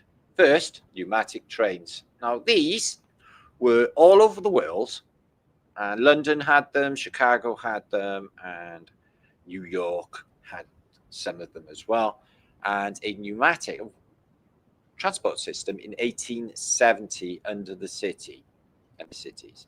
So what you may ask yourself is, how come they're not still? So they went from pneumatic to steam, and they steam in a tunnel, and they went from there to electricity in the Edwardian times. But look, just a tube. Everyone's sitting comfortably and being shot through air. So it's smooth, it's comfortable, it's super luxurious inside. No problems whatsoever. Just look, even got some sort of stabilizers on the seats. So, all of that under the world in 1870. Didn't tell you about this in school. They never do. So what? They had pneumatic trains before any of it. So yeah, they did. Posting letters, department stores were using it for shifting letters, shifting cash, and there's a photograph of it there. How luxurious is that? The pneumatic trains of the world. So that's under Broadway in New York City, had a station for pneumatic trains. It's just mad that they didn't carry on with this. Can you imagine? There's one, look, but it looks like it's all full of mud.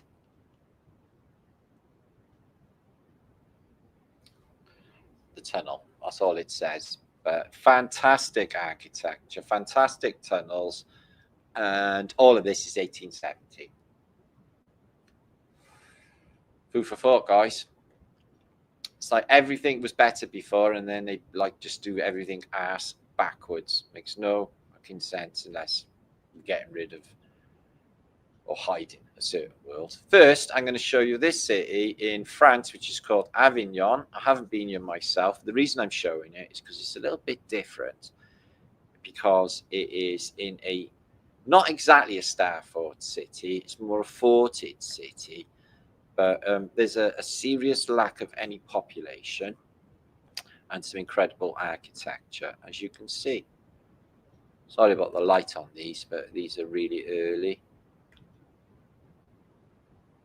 Again, what all of the iron around the cross? What are they protecting it from exactly?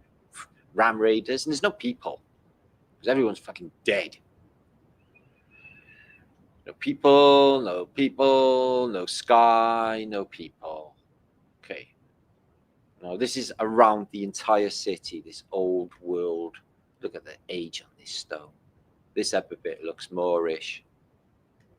1, 2, 3, 4. So all you got on the streets is soldiers, 4 soldiers outside of the gate. No populace as such. There's a couple of people here. 1, 2, 3, 4 people there. I'm sure there's more population than that. Oh, there's some stuff missing from this. Hole. Something fits in there. There's something just plugged in. They look like plugins for USBs. You know, when you plug it in the wall, they look like plugins. Maybe things just plugged in to these buildings.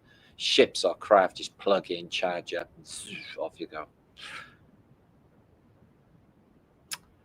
That's what I like to do. Envision what the past was and see it in my mind's eye. I think, yeah, that was really futuristic.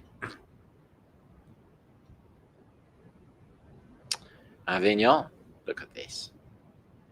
A couple more people here. Soldiers only.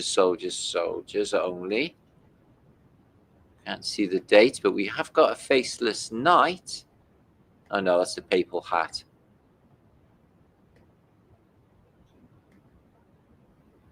Wow, look at them things. They're mad, aren't they?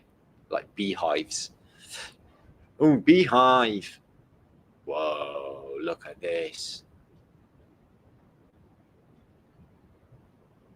Wow, I bet these are really more ancient, these photos. They tell you one thing, but they could be way back. And what a bit of cheek is to photograph every reset city and then put it out into the into the archive for us to pick up on. Look at the size of these walls.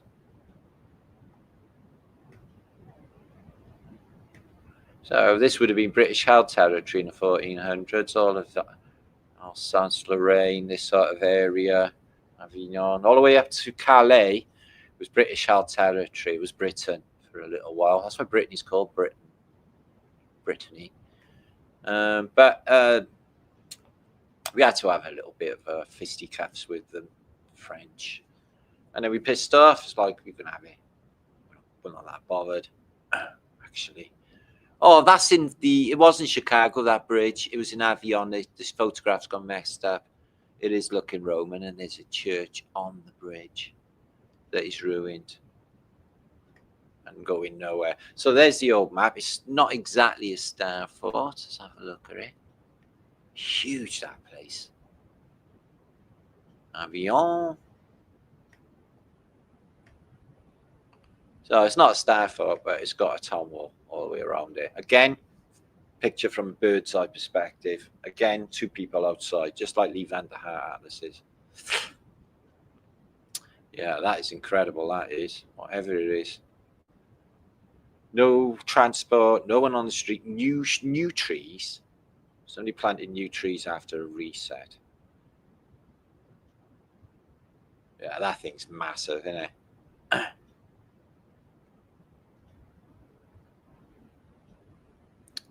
secret garden. Age on that wall.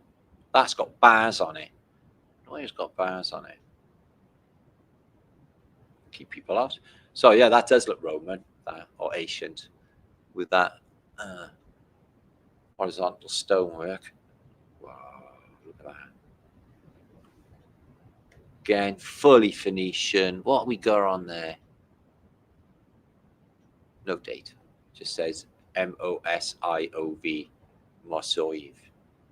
Where that is. These eagles got their wings closed. Them eagles, wings open. So sweeping brush outside. Somebody's in there cleaning. The windows are all boarded up. Why are the windows boarded up? Stuff out in the shop there. So there's some action. A lady outside her shop there.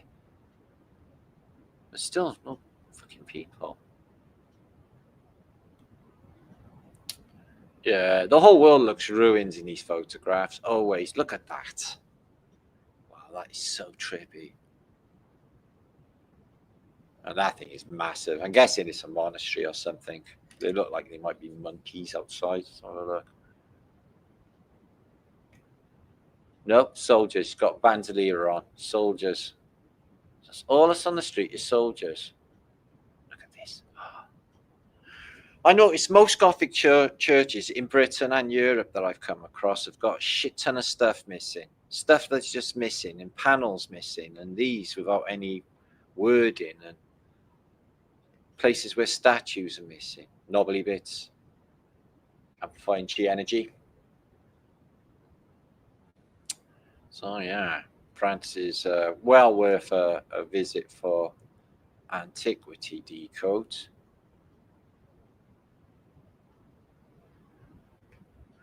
But I have not been made popular in some French cities. I remember when I went to Dunkirk and I went in this bar, and this beautiful blonde bar lady said to me, "No, we don't have you English in here." It's like, well, that's all right then, because I'm Welsh. She went, "Welsh? That's much worse. Get out." I was like, fucking hell. Something to do with the war and Dunkirk and the bombing and shit, you know. Apparently they're still sore about it like 70 fucking years later. Anyway, I could tell you an amazing story in Calais. I can't tell too much on here because I don't incriminate myself in any way. But I was in Calais once, and I was with my mate who was Phil. No, what was his name? He was from Newcastle. Anyway, so then we could hear booming music on this behind this door, and we thought it was a party, which it was. And we knocked the door like that, and went boom, boom, boom, and a door went like that. And it was a man's face. And he said, "It's a private party. Go away," and then closed the shutter. It was like, it's a party. Locked the door, and then the shutter went like that, and then he sprayed mace through the window. I ducked. I had a tiny bit, nothing, and it went straight into my mate's face.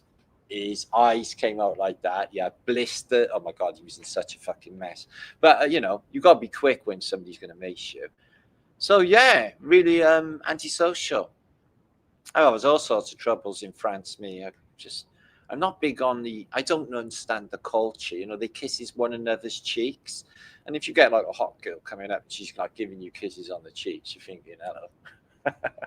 It's not the same in France, though. They're not thinking along those lines. I don't know what they're thinking, actually. They'll drink wine at 14, don't they?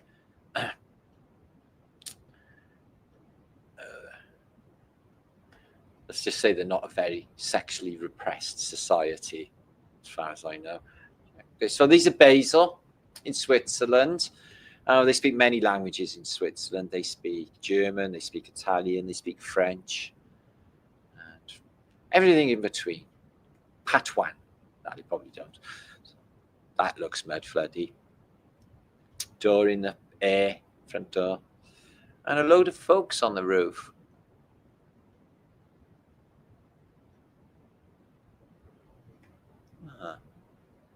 Not that there's anything suspicious about loads of people on the roof, but I do think that's suspicious. Oh, yeah, the Swiss. So, yeah, when I was at sea, I said, what are the Swiss like, Captain? He said, a bit antisocial, man. They're not really bothered on British people, so wouldn't hold your breath. I was like, oh, okay. So, might not be true. Times change. And me, I'm lucky wherever I go, right? I can just pass, like, if I go for like dark countries where there's dark people, you know, Italy or Spain or Portugal, they think I'm one of them. And I can pass for white and brown and a little bit black all at the same time. I can just get away with it all. So I'm just homogenizing to humanity. And this and that. You don't know what I am. Really. There you go. Sussed it. Look at that. Times I've had people coming up to me and speaking to me in the native language, thinking I was one of them, is unbelievable. That Mr. Marmite, he's got one leg. See, because you pulled up on that 3 fingers thing when it was obviously 4 fingers. We were all there to witness it, Mr. Marmite. You can't wiggle out of it now. Okay, look at that. Another tower. Does nothing. And is that just for decoration? No. It's a device. Look at that, though, guys. On the roof. Yeah, no population, only a few people. Again, for antiquity. Wow. That's a nice picture.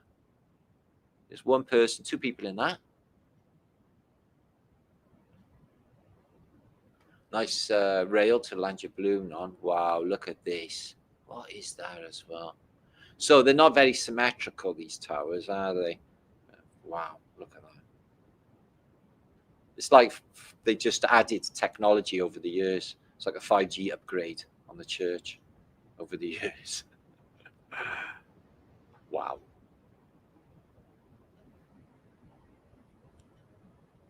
No, it's the same.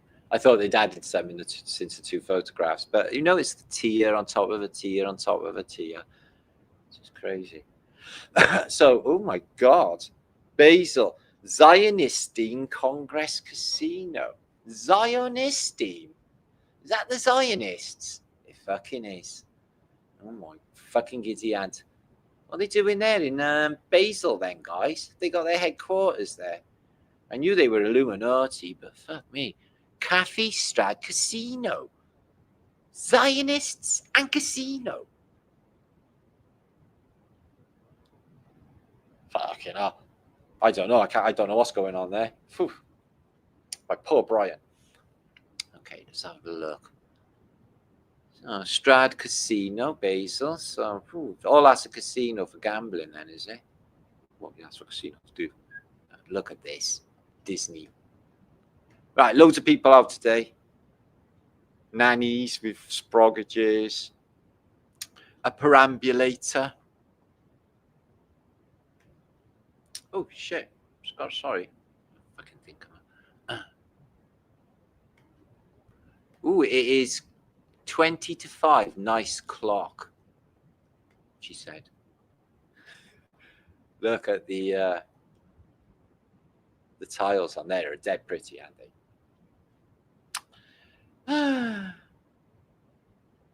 And that's the railway station in Basel. And the Swiss got it going on with the old double domage. I bet they're copper coloured, are they? I know they're glass, are they? Yeah, railway stations of the old world, they're definitely a clue. Is that a palm tree? Well, it's quite far south Switzerland. I guess they could have palms. Ooh, that's pretty.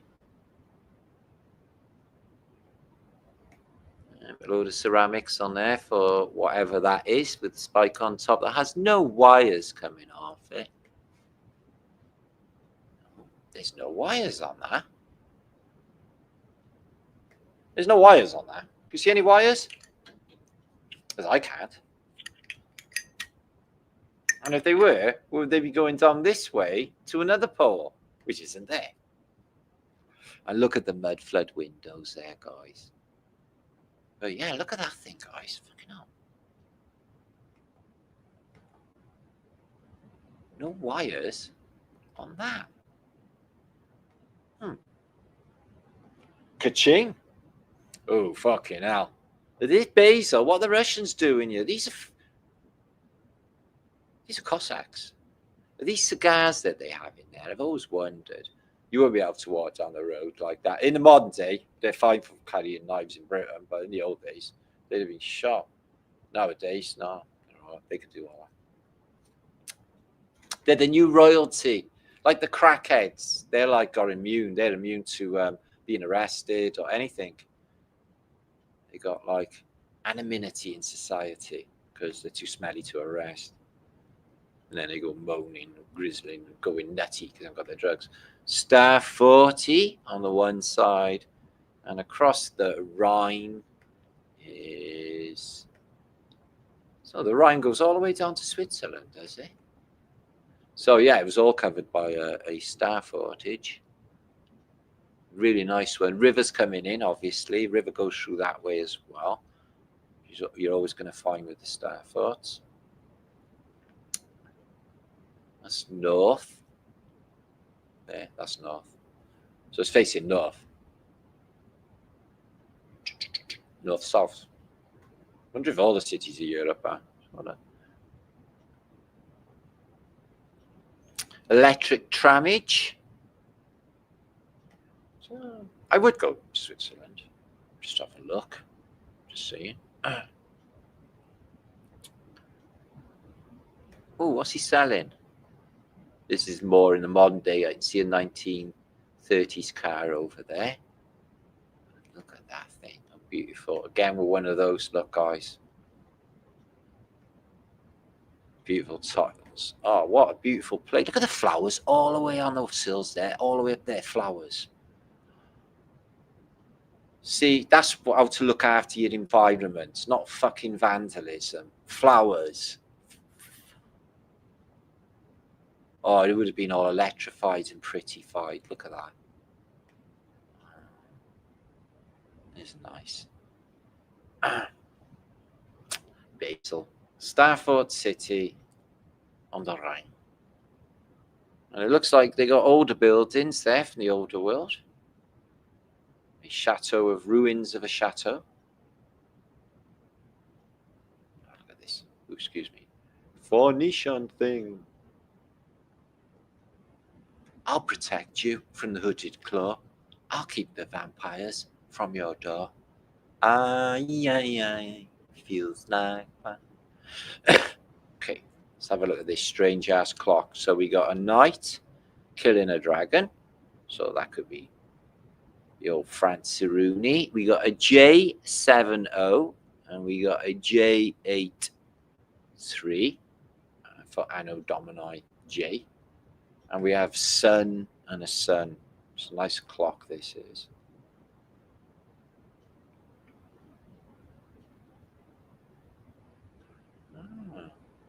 Oh, really lovely. Look at all that tight. Look at that window. I bet, oh, that floods the light in through that massive window. What's the fucking point of having a tiny window? Right, there we go in a Monday. We're looking like in the 1920s there. More perambulation going on. Have you noticed they turned buggies around? They used to face the other way, like the kids facing the oncoming, but now they're like orientated this way. I'm guessing there's a load of Jews living in Switzerland then, are they? She got a mask on.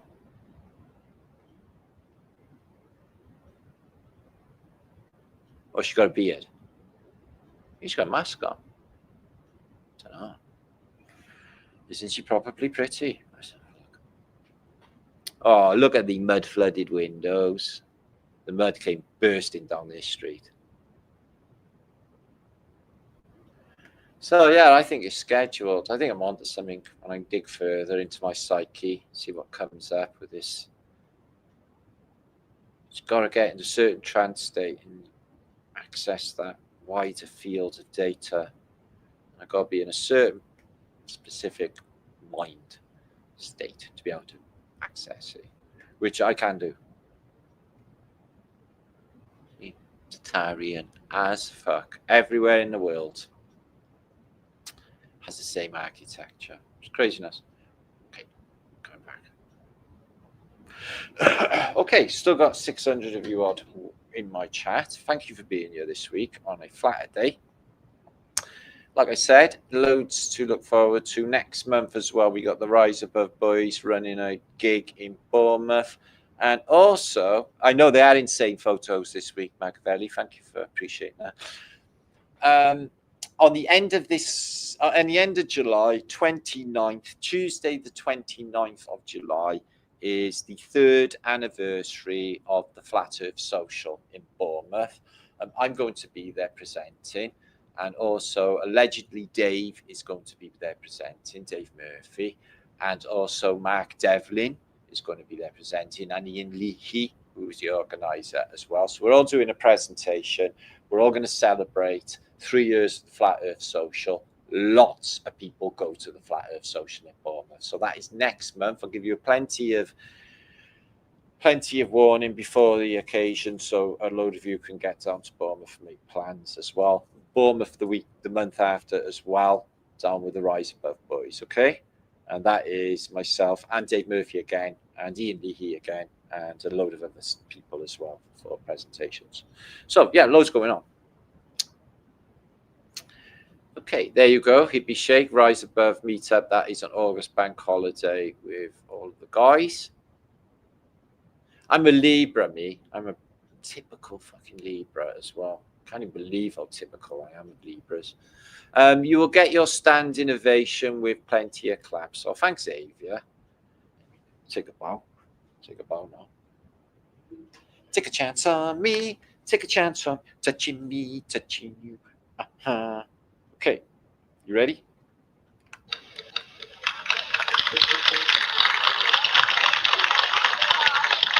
Thank you. Thank you kindly. Thank you kindly.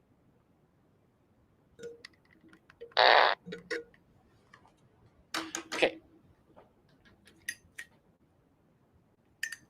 Venice attracting much attention today. Well, yeah, because Bezos was going to get married there, getting married there, and they're having protests and thing, and all of that's happening. But apparently, the people of Venice have fucked him off because it's full that weekend, and they basically killed the tourism, which it relies on so much. So, Piers, thank you. I've got more content. I've got another video ready to go, but I got to actually record it, and I'm going to probably do that tomorrow. I've only got a couple of days left before off my on my travels, on my Shankses. Thank you, Jeremy. Thank you, Jay. Thank you, lady who went over to Cheryl's. Thank you as well. Machiavelli, thank you for your input as well. And we got a hurrah from Mr. Marmite as well. Hurrah, Mr. Marmite. Splendid. What? I know they have been. So there's lots to discover on Flat Earth British. Got lots more of images to share, but it's the time aspect, guys. I've been going for 2 hours something. I'm not sure. 8:08, 8:09. 2.5 hours we're coming up to. That'll be good. Just keep on giving you a few shots. Anybody got any questions? Anything? What goes on? Q Essence is anything else? Give me a wiggly flat thumbs.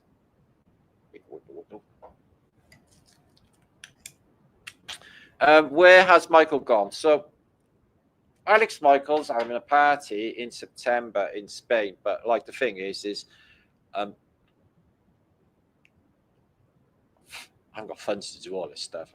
I'm just like everything. I'm winging it. Isabel, 2 weeks till Venice coming up in Italy meetup. There you are. Thank you, Hippie Shake. If you do fancy a break-in pattern, I'm sure it's going to be a blast. No need for war anymore. No need to feed those who dwell in darkness.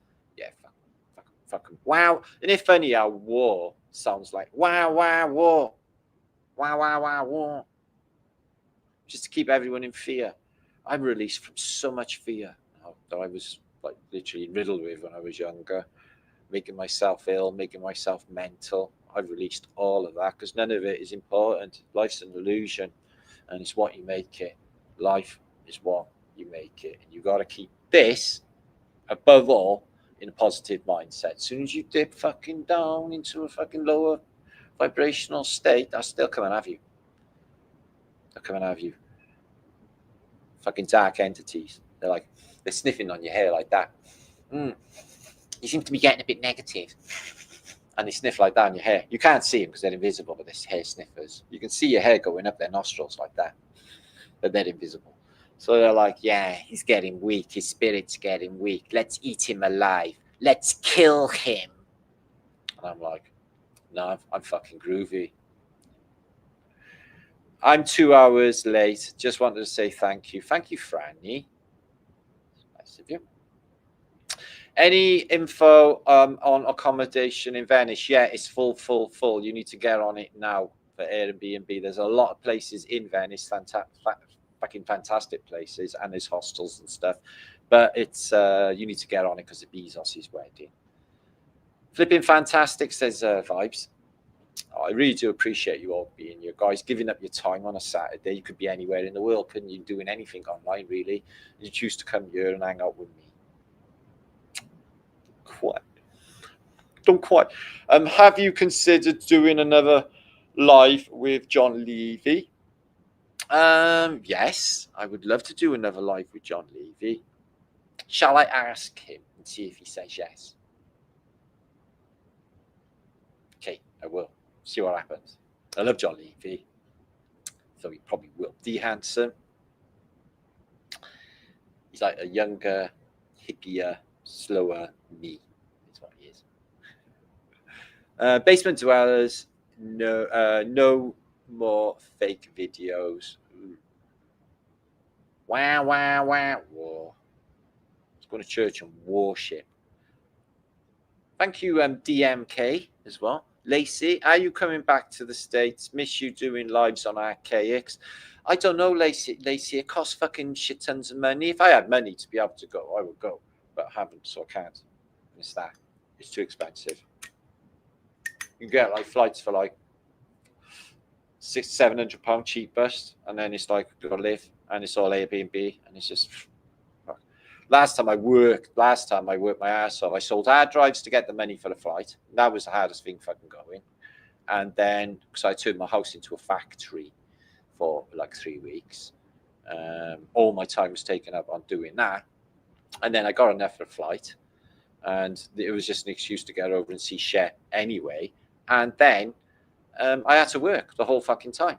It's like hardly any relaxing. It was on to the next one. The next one we did meetups in Chicago, in Houston, in New Mexico, even in Colorado we did a meetup, and in San Diego, just everywhere. So we just I just kept working my way across America. Yeah, riding the coattails, those entities. But I felt safe all the while. You know, Jason, fucking he well looked after me, and I felt safe the whole time I was there with American people. They're not dangerous the same way as British people. So, right, let's have a look. Just another moment to thank you all for interesting, mysterious, comical insight, and just all around amazing data and information you have added to my perceptions. Really nice of you to say 16 Alpha. Thank you. Really appreciate that. Thank you, Hippie Shake dear. You're so kind, helping out Martin there. Positive mental attitude is Mr. Skinflint is essential, let me tell you. And I've been here a long time. And I noticed that something else I did as well is doing the same mistake over and over again, expecting a different fucking outcome. That doesn't happen. You have to break pattern from these old cycles that we keep doing. I've done it myself, guys. Believe you me. I fucked up so many times in this place. Bad life choices and that. Unbelievable bad life choices. But it was all for me. I was doing it to myself so I could learn about all the different ways of living in this place. And I put myself in some really dark fucking places, guys. But it was all for me to know. Because how can I talk about it and bring my experience to the table if I haven't fucking done it? And thankfully, a lot of the experiences that are available in this world, I've done. So there's that. You wouldn't even believe it. Only researcher I trust 200% is James Latimer says. Oh, thanks, mate. Yeah, man. The Illuminati wouldn't have me anywhere. I'm too fucking mental. And I wouldn't join them anyway because they're basically sissies. So there's that. Okay. So there's that. Also, love your pictures, man. Smoke one down for me.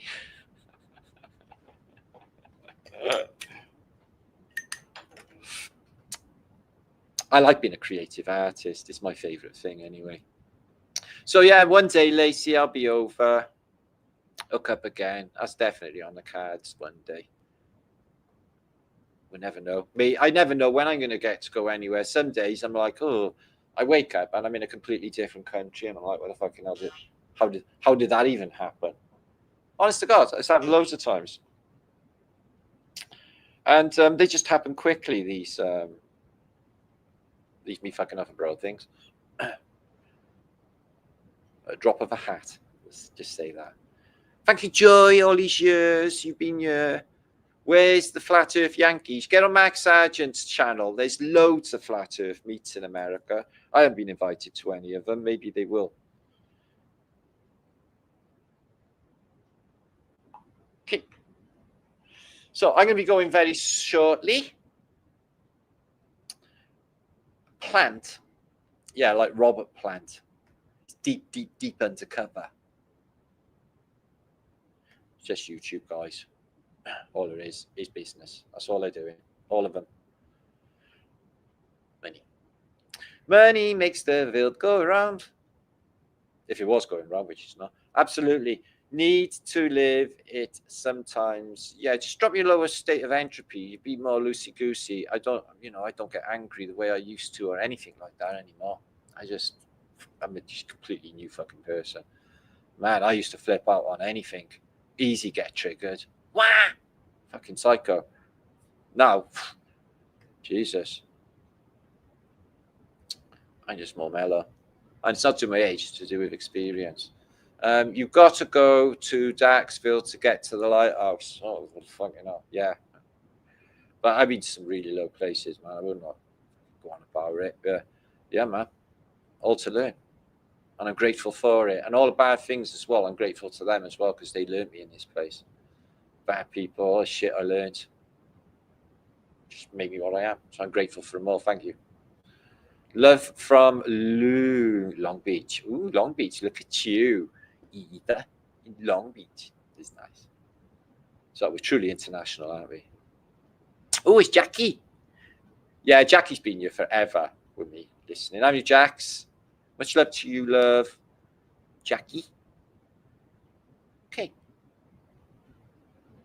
Say nice to Hippie Shake. Okay, I'm going to be going shortly. Make sure to subscribe to my channel if you would, and like and donate and everything else that all of the YouTube channels get. That's holding calf, says Von. What's calf saying? Let me have a little nose. Calf's saying. I love Robert Plant's music. I love his solo music. That Maggie May thing he does is brilliant with that African guitar thing that he has on there. It's amazing. So yeah, Ozzy Osbourne will not be doing Led Zeppelin's comeback. Apparently he is way too ill and they're giving everyone the money back. So no Villa Park fucking Black Sabbath comeback because Ozzy's on his last legs.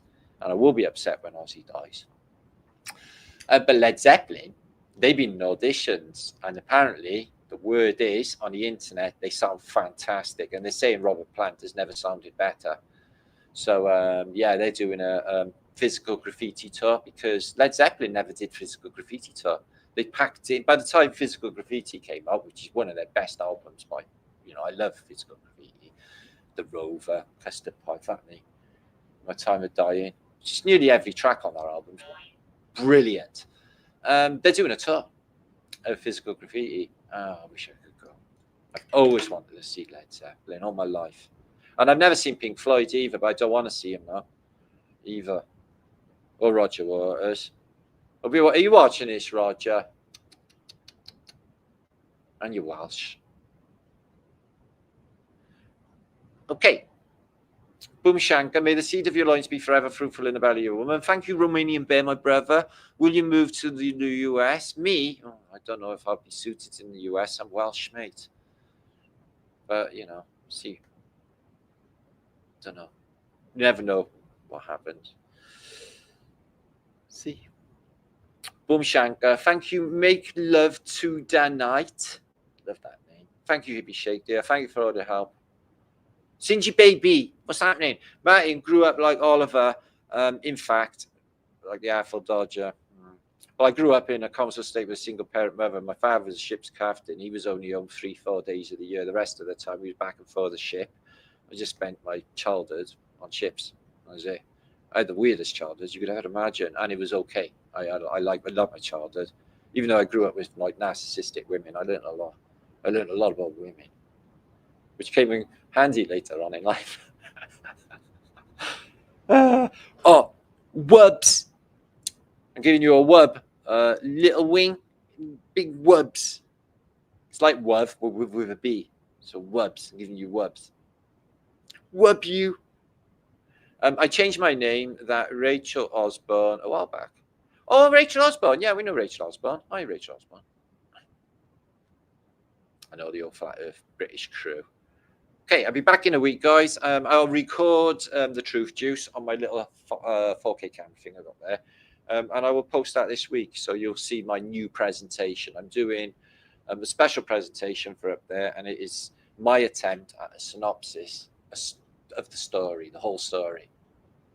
I'm making an attempt. I have been making an attempt, and I've got it already on PDF and everything, and it's good. So I'm really excited about doing that because it hasn't been done before. Dave's Waffle House is here, Dave. Wubs, Dave. And there's Betty Watts. Thank you for your comments and your input, Betty. Very nice you are, and all you lovely people. Thank you for being here. Okay, 540 of you. Make sure to like, and I will be back in a day or two. And as I said, I record all what I do out and about on my Flat Earth British tings. Just got in from work, damn it. Oh, 1 EOs. I'm going to be going now. It's getting late in the UK. It's 10 o'clock here. See, Santos is back. He never went anywhere. Just changes that channel. He's syncretism now, I think it is. But yeah, good old Santos, isn't it? Just sponsored Magic Mushroom Munch, Matt. Mate, listen, if I can have a big black bag full, I would only have limited effect after all these years. Don't really trip anymore, mate. No Stairway to Heaven. Denied. Party on, dude. Wayne's World is brilliant. I love that film. Immunio. You can't beat it, love it. Can't beat it, join. Oi, oi. Yeah, thanks, Mr. Bandovic, for the supers. It was really kind of you. Beans on Toast is here. Another great show. Okay, well, I think I won there. Okay, I hope you enjoyed my post on the potential of what the most important object in the world is, the Fasces. And I think it's biblical importance, just like the Ark of the Covenant. Do you see the Ark of the Covenant all over antiquity? Do you see the Fasces all over antiquity? Yes. Which is most important? I'm just saying. Okay. Thank you, everybody. See you. Thank you. I am Karios. Thank you all of you.